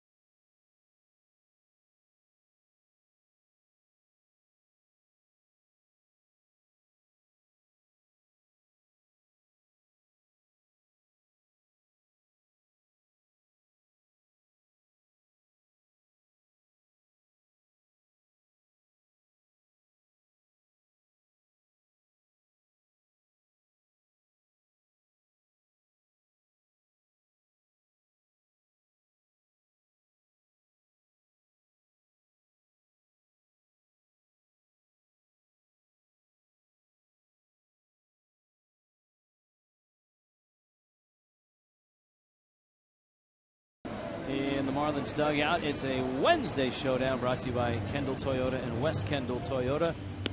Ross Detweiler, the lefty, goes for Washington, and a chance for everyone to see Jacob Turner tomorrow night make his first home start for the Fish. The Nationals have made a couple of changes here. Steve Lombardozzi is in the ball game. He's in left field. And on the mound is Craig Stammen.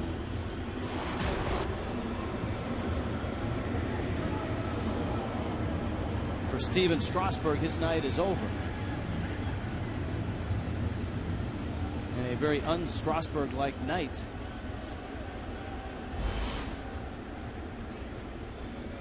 Here's Nolasco, and Stammen misses outside with a fastball. Ricky 0 for 1 with a sacrifice bunt. The line on Strasburg tonight: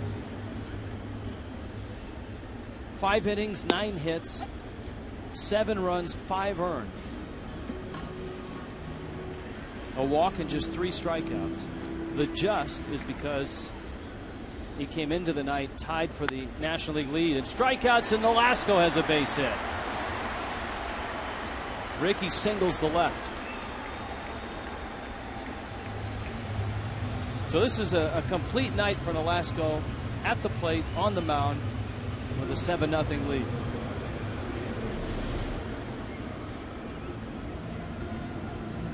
Ricky getting it down on both sides of the ball. He's got some big hits this year. Had to argue his point with Ozzie Guillen that the shoulder stretch was nothing and he felt fine. Got himself a knock out of it. Got to get his swings in. Peterson lifts a fly ball to left. The recently introduced Lombardozzi's out there, and he makes the catch. So an out, and here comes Ruggiano. Ruggiano, one of the good stories tonight. He really set the tone in this ball game. In the bottom of the first, Jeff Conine plotted out his strategy as a hitter, and that would be jump on a first pitch fastball from Strasburg. The leader of our crack staff, John Sulzer, had tweeted during batting practice that he felt Ruggiano was going to go deep. And now Ruggiano has 3 hits. He's 3 for 3. And Ruggiano homered on that first pitch fastball against Strasburg in the first inning. Lo and behold, what does he hit for a base hit here once again? Fastball middle in. He wants it down and away. See where the catcher set up there. Suzuki set up in the outside corner, but tails over the inside part of the plate. Ruggiano is just not missing that pitch tonight.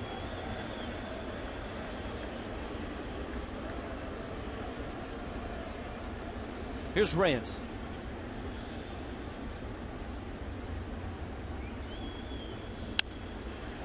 Reyes pops that one in the air.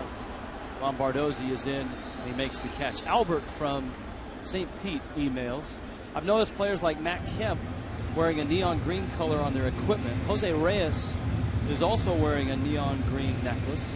What is the story behind the neon green trend? Our Albert tonight says he's wearing his Marlins jersey in Rays country.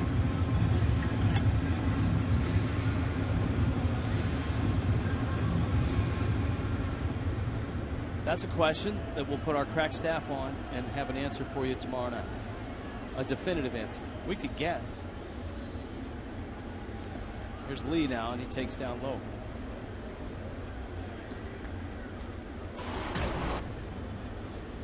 Well, the Marlins have had an excellent plan tonight, but the Washington Nationals have not been executing any strikes other than fastballs. So the Marlins have been teeing off on those fastballs in the strike zone. Carlos Lee very proud of his Panamanian Little League team that got to the international finals and lost to Japan. Speaking of that, email from Jake in Jacksonville. My name is Jake from Jacksonville, 14 years old. I'd like to give a shout out to my baseball team, the Jacksonville Ospreys, 14 and under, Babe Ruth, 14 and under, Florida champs, Southeast regional champs in the United States, and runners-up in the Babe Ruth World Series. They were playing in Murray, Utah, and just got home yesterday. So, Jake, time to get back to school. Congratulations to everyone from that Jacksonville Ospreys 14 and under team. What's the farthest any youth all-star team advance that you played on? We lost in the finals of the regionals in California to make it to the World Series one year. Did you play those games out in Riverside? San Bernardino. Oh, San Bernardino. Yeah, there's a big complex out there that had regional tournaments all the time. I've called a couple of those regional finals out there. Is that right? That's a great little stage. It's like a bowl. It's like a mini. I'm trying to think of a ballpark where the stands are right on top of you. Yeah. 3-1 pitch.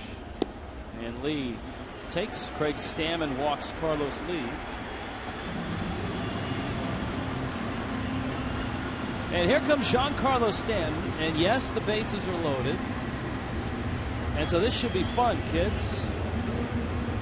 Stanton, an RBI single in the first, struck out in the third, and a screaming liner down the left field line for a double. He has 10 home runs in the month of August. He hit 8 on the road trip.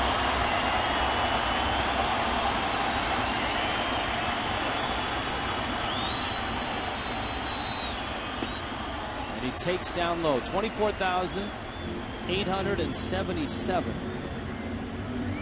here tonight, and they're all on the edge of their seats right now to see if Stanton can knock one out of here.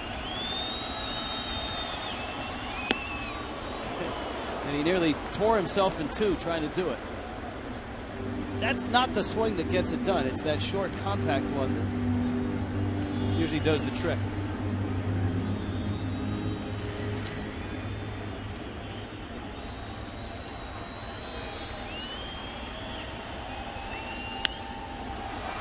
Off the end of the bat into center field, and it's going to fall for a base hit.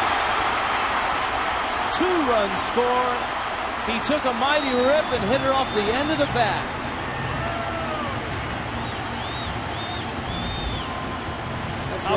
That's what happens when Giancarlo stands up there at the plate. Outfielders are thinking, over my head, I'm going to stand back a little bit. He hits one off the end, and look what happens. A couple RBIs.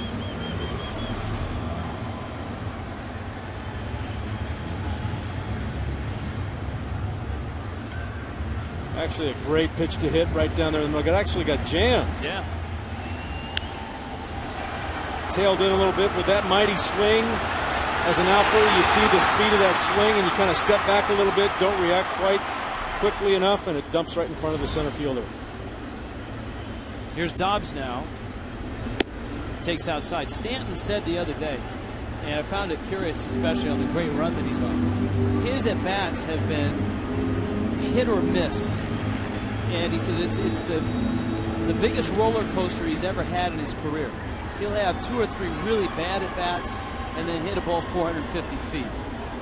And his goal is to try to get the at-bats better and just feel a little more consistent. I mean, we should all, as hitters, have the problems that he has. Yeah. But I think tonight he's had more consistent at-bats. The base hit to right that drove in a run, the double down the left field line. The blooper notwithstanding. I think for him it's all going to be about taking good swings and good, as long as he doesn't start chasing stuff out of the strike zone, which we've seen him do in spurts at times. That's when he gets himself into trouble. But he waits for a great pitch to hit. His bat speed is so great, it usually does a lot of damage. One of the things he said in spring training is that he would like to be known as more than just a power hitter. He wants to be known as a good hitter, and hitting 300 is a goal of his.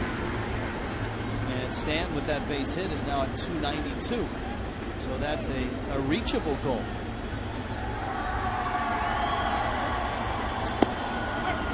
Dobbs takes one right at the knees.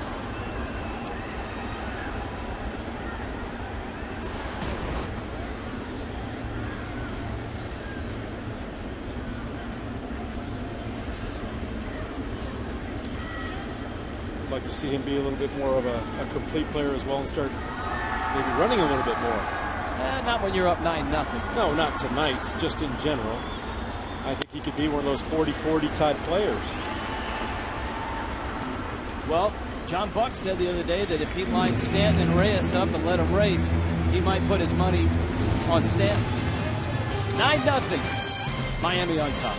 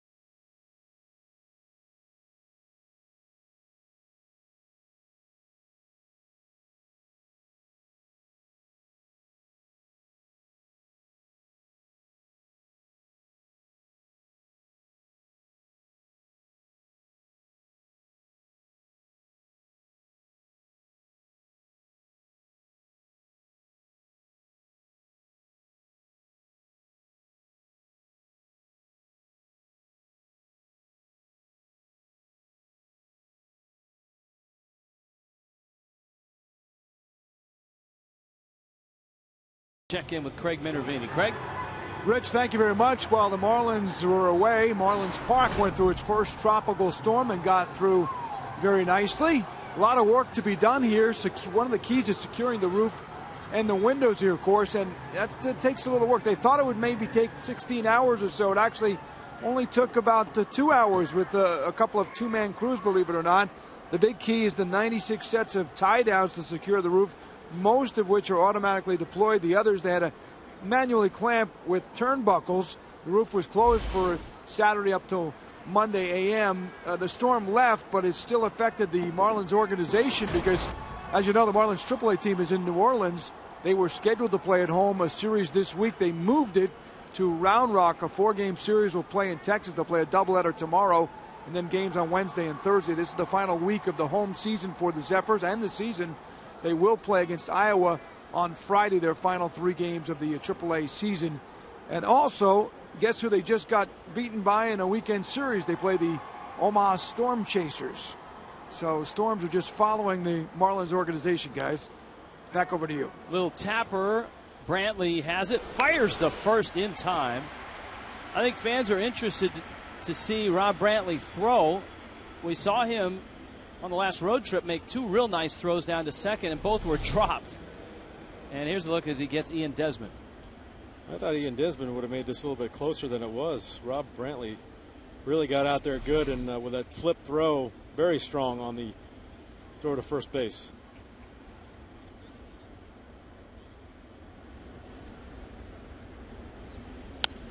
Espinoza lines it to center field. Good jump by Ruggiano. He's there, and he makes the catch. Craig, got a follow-up question for you.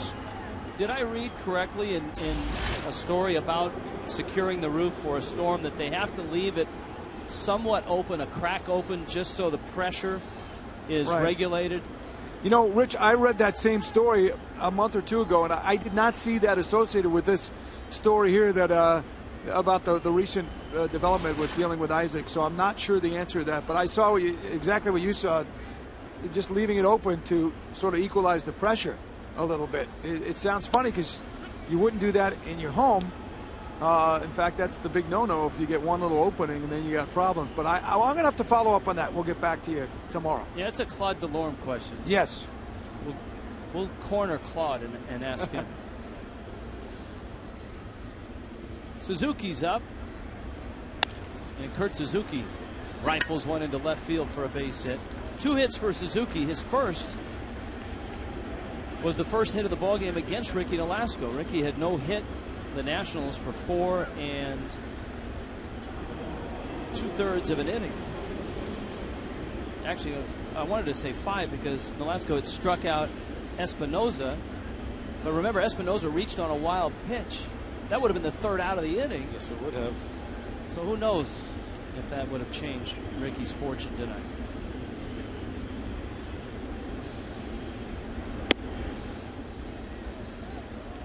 Ricky showing no ill effects from that shoulder stretching he was doing after that one pitch. He brought the training staff out, and everyone thought he might have had a problem, but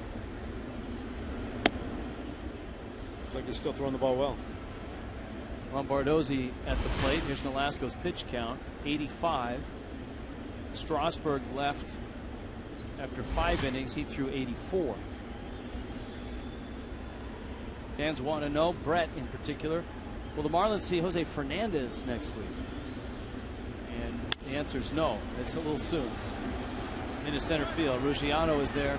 It's a 9-pitch inning. Nolasco really is dealing tonight. He's been outstanding.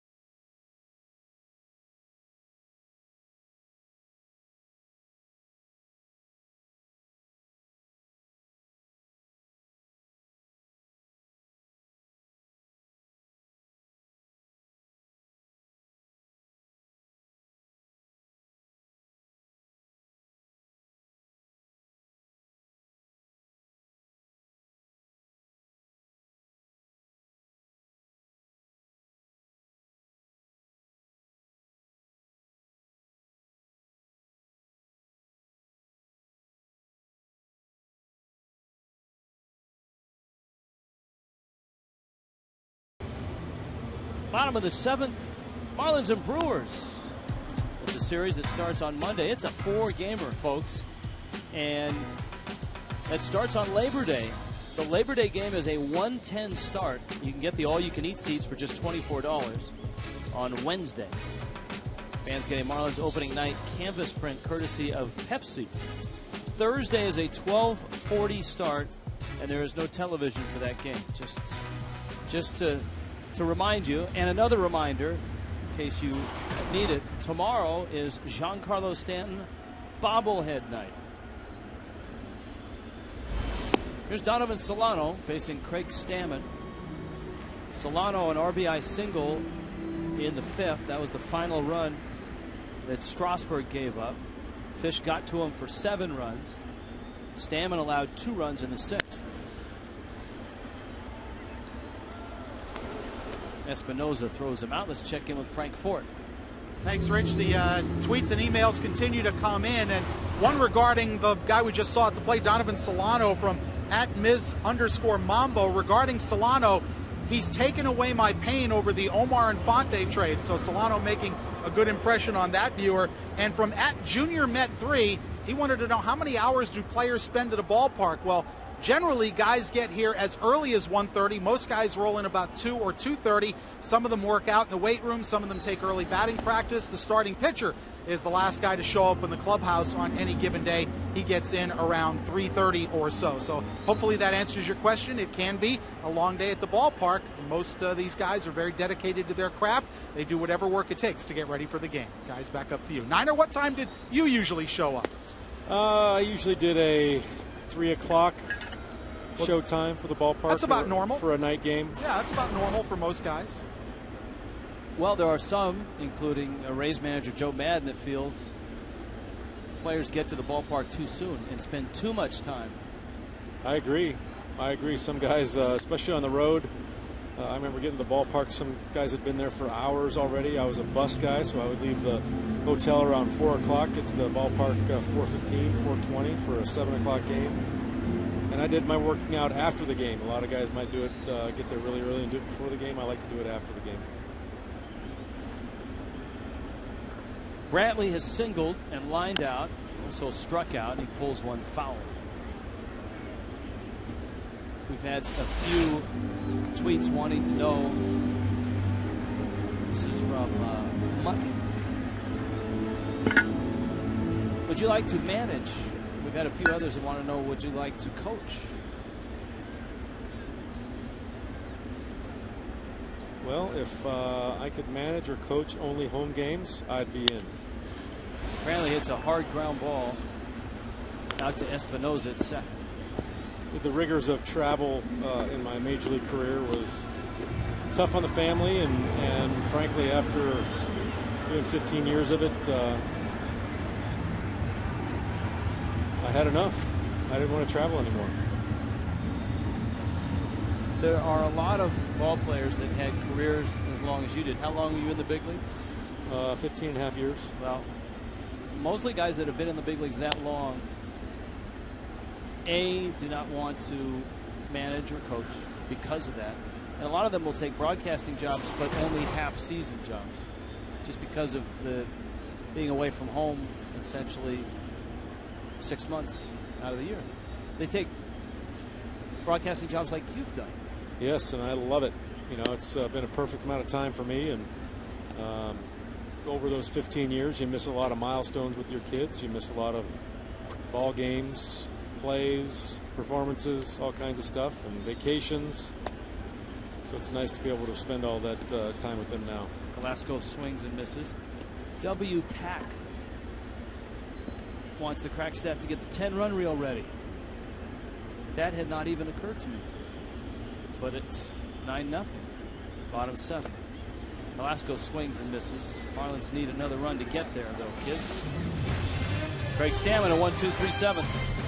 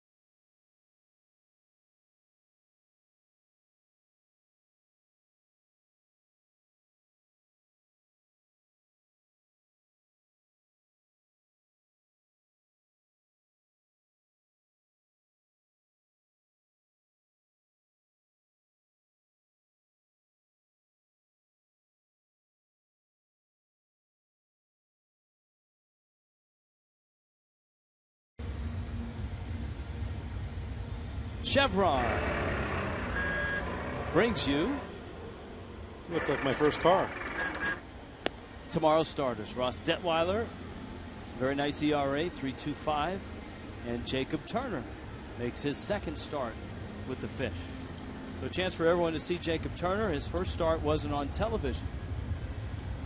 That would be tomorrow, same bat time, 6:30 for Marlins Live.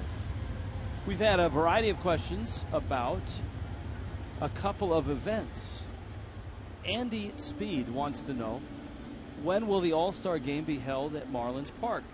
And when was the last time it was in Miami? Jason Worth at the plate. Worth swings and misses. The Marlins have never hosted the All-Star game. It was never at the old football stadium. And certainly Marlins Park has put the Marlins in the queue, so to speak, for getting the All-Star game. 2015 seemingly would be the earliest the Marlins could get it. Sometimes it'll take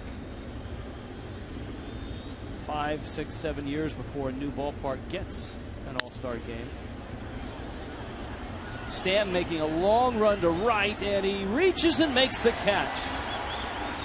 Boy, good outfield play and good directing by Jim Holley. I mean, that's not easy because Stanton was just about to disappear from the shot. Here we go. We talked about his routes and jumps that he's been getting earlier in the game, and that's a tough play right there. You get going at a full gait, full speed. A guy like that runs into that wall, he can really big chance for injury, but Stanton slowed down nice and early and made a great catch. Bryce Harper rolls it to first, and Nolasco just keeps mowing down hitters. He's pitched to contact. He's pitched out front. This is truly Ricky at his best, and he has 2 outs on 4 pitches here. Cortez, how many Marlins are considering playing for their home country in the upcoming World Baseball Classic?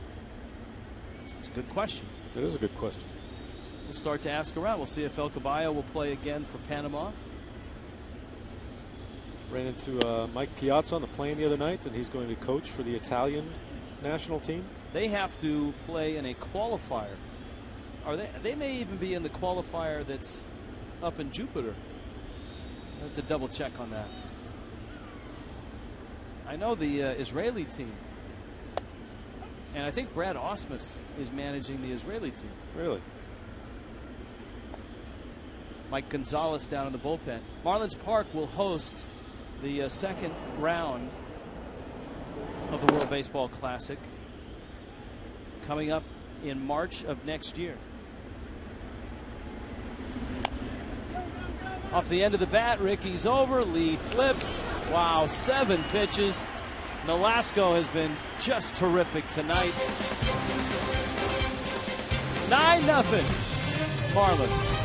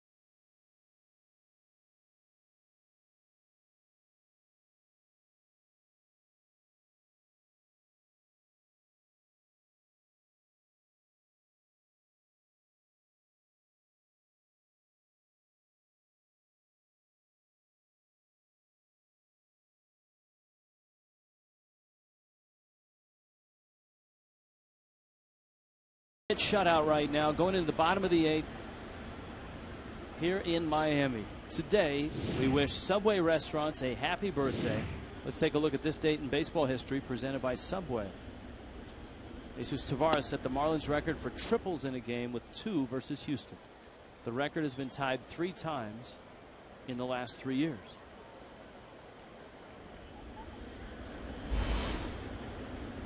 Brian Peterson leads it off. And Peterson goes after a low fastball and golfs it to Adam LaRoche at first. Marlins Live presented by Checkers. After the ball game, Craig Minervini, Frank Fort will have all the highlights, all the reaction. Craig peeling the hermetically sealed chair, getting it ready. Very nice. That's after the ball game. Here's Ruggiano. Justin Ruggiano, quite a night. Homered in the first. RBI single in the fourth. Singled in the sixth. And he takes a strike. You know, so much has been made of the pitching staff. Was Craig doing some housekeeping out there?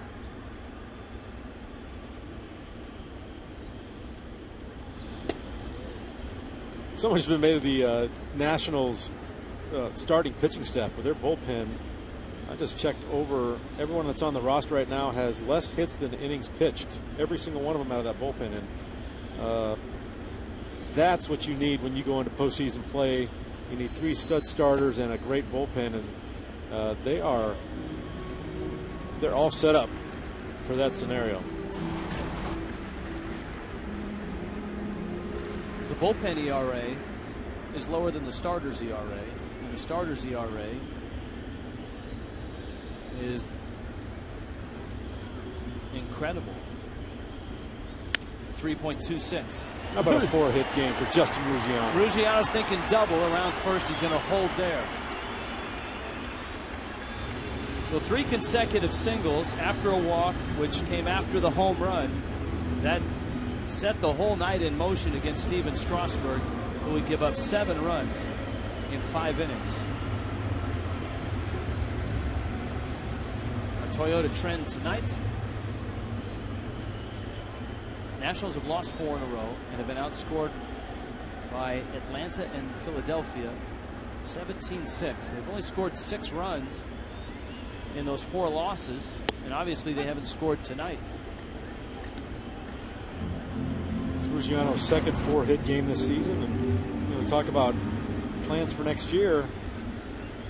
I would think Ruggiano has very much put himself in the mix for the Marlins next season. Here's the 0-1.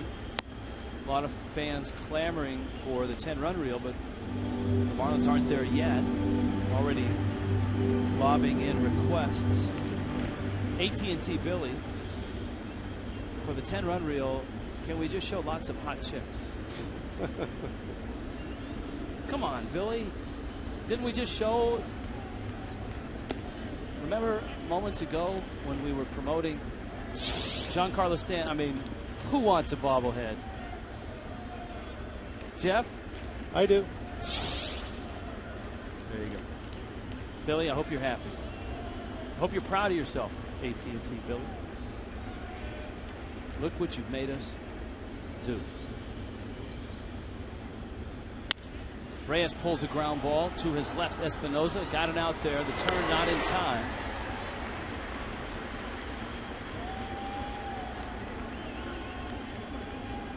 You can follow the Marlins with the MLB.com @Bat12 app for your iPhone, iPad, Android, and Windows Mobile. Get live audio, pitch tracking, video highlights, and more. Text @Bat to 31826 or visit Marlins.com for details.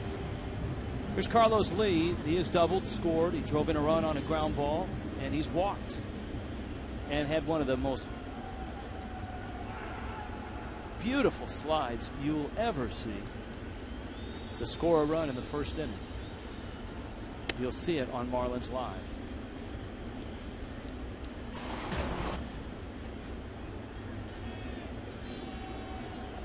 The folks in the truck have compiled a Carlos Lee base running highlight package, and we'll have that on the postgame show.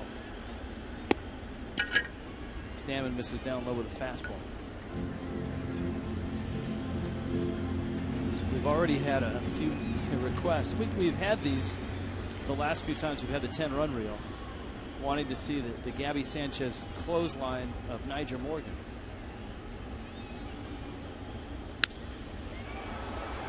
Fly ball to right. Jason Worth is over there, and he makes the catch. Inning over. Ricky Nolasco back to work with a 9-0 lead. Into the 9th he goes. Who wants a bobblehead? Somebody tap his head.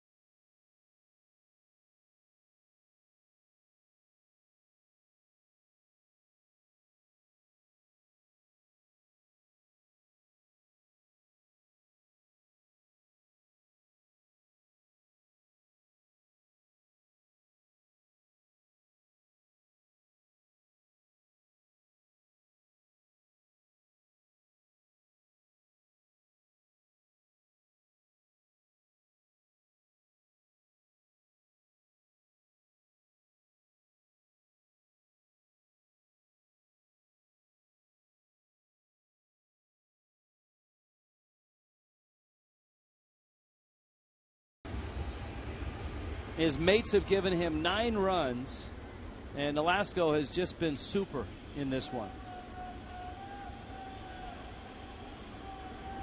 Just 93 pitches. Chris Hatcher is up in the bullpen.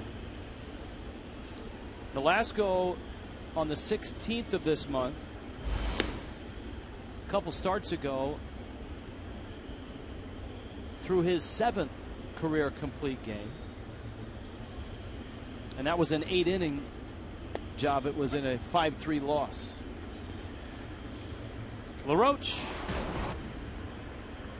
Chad Tracy's on deck. And then Ian Desmond. Ricky gets a strike with a fastball. Yeah, he's just been living on the corners with his fastball and his breaking stuff. Really mixing it up well. Not really establishing any kind of patterns. I think with Strasburg early on tonight, they were looking for that fastball inside and getting it and doing some damage with it. He's got the Nationals hitters really guessing. Pretty good velocity tonight, too, from Ricky Nolasco, who's been 91, 92 for most of the evening.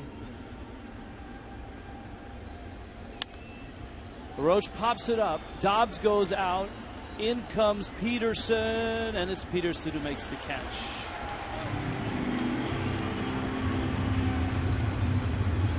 That's the outfielder's ball all the way right there. He's got a better look at it. Let's take a look at pitch by pitch to LaRoche. That at bat right there. High curveball away. Going to come right back with the fastball inside. And another curveball away. He's been really changed his location up very well.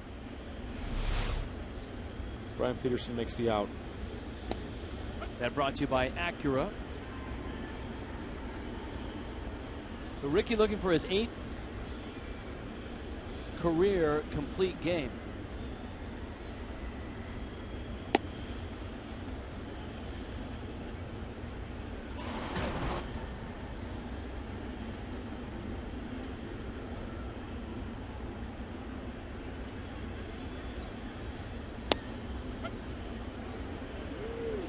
A strike.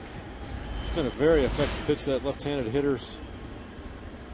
Backdoor curveball looks like it's not going to break enough to get into the strike zone. They just give up on it. Been getting a lot of looking strikes that way. 2 career shutouts for Ricky. Tracy pulls it foul. And it's 1-2.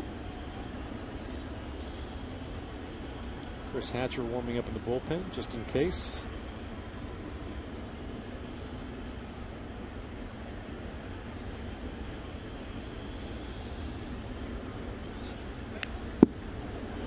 That fastball you talked about in the low 90s. It's a good sign, according to Randy St. Clair, that Nolasco is really using his lower body. He's commanded that fastball. He's mixed in breaking balls. 71 strikes, only 31 balls.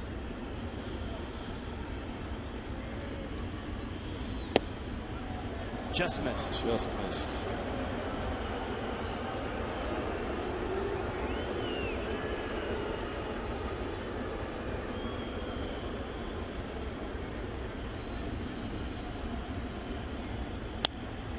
Tracy reaches out and strokes that one into left field for a base hit. Chad Tracy pulls in with a pinch hit double. A Marlin for, what, a couple months. That was quite a pitch to hit. Might have had a chance of hitting a right-handed batter. He reached out there and just punches into left field.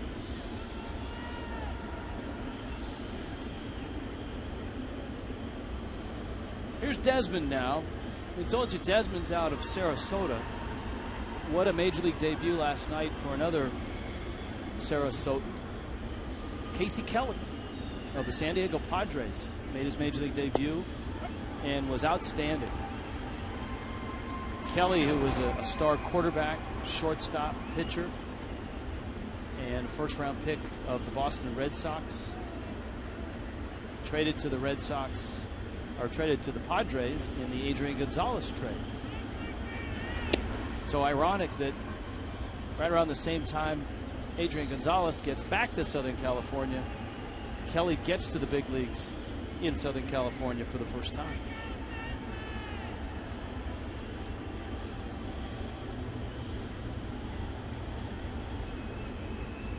Tracy at second. Ricky trying to finish this thing. Desmond fouls it at the plate. Desmond having an outstanding year. The previous high in home runs he's had is 10. In 2010, 2011 he had 8, and he's already got 19 for the season this year, and he's missed 37 games. Remember, he was named to the All-Star team but didn't play because of an injury.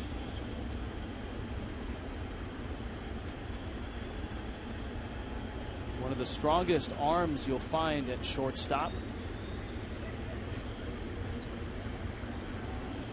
Here's the 1-2.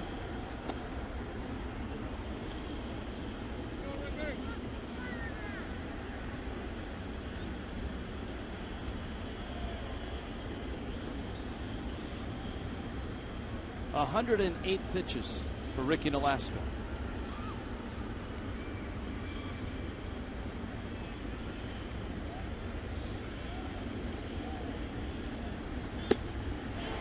And he gets a strikeout of Desmond. Third time he has struck out Desmond. 92-mile-an-hour fastball in the 9th inning from Ricky. Pitch 109. One of his better fastballs of the night. Kind of took off a little bit. Desmond swings right through it.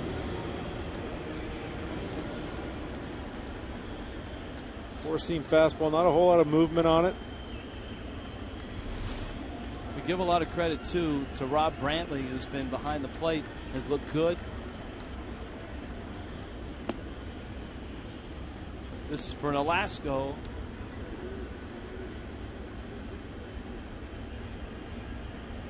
An outstanding start, in line for his 10th win. And as you pointed out, it's been a rough second half for Ricky. After a 4-0 start to the season, Nolasco trying to finish the rest of the season strong, and this is a great first step towards doing that.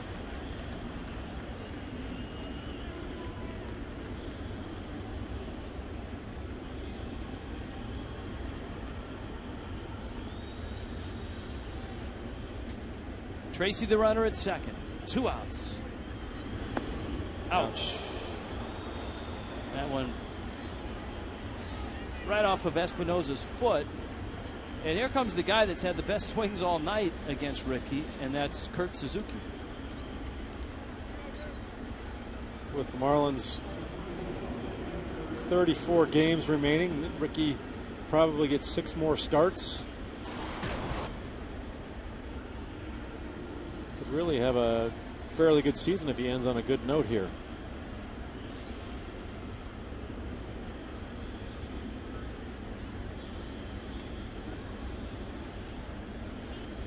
ERA down to 4.79, was 5.09 before the game started tonight.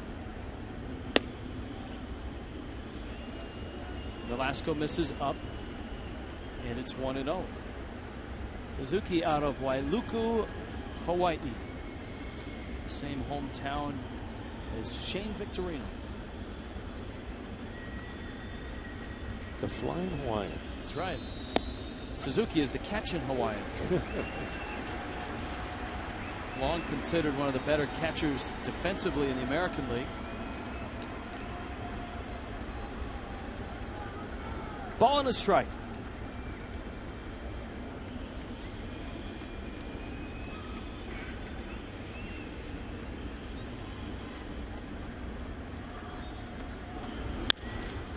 In the air, right field. Stanton is there, and Ricky Nolasco has shut out the Nationals.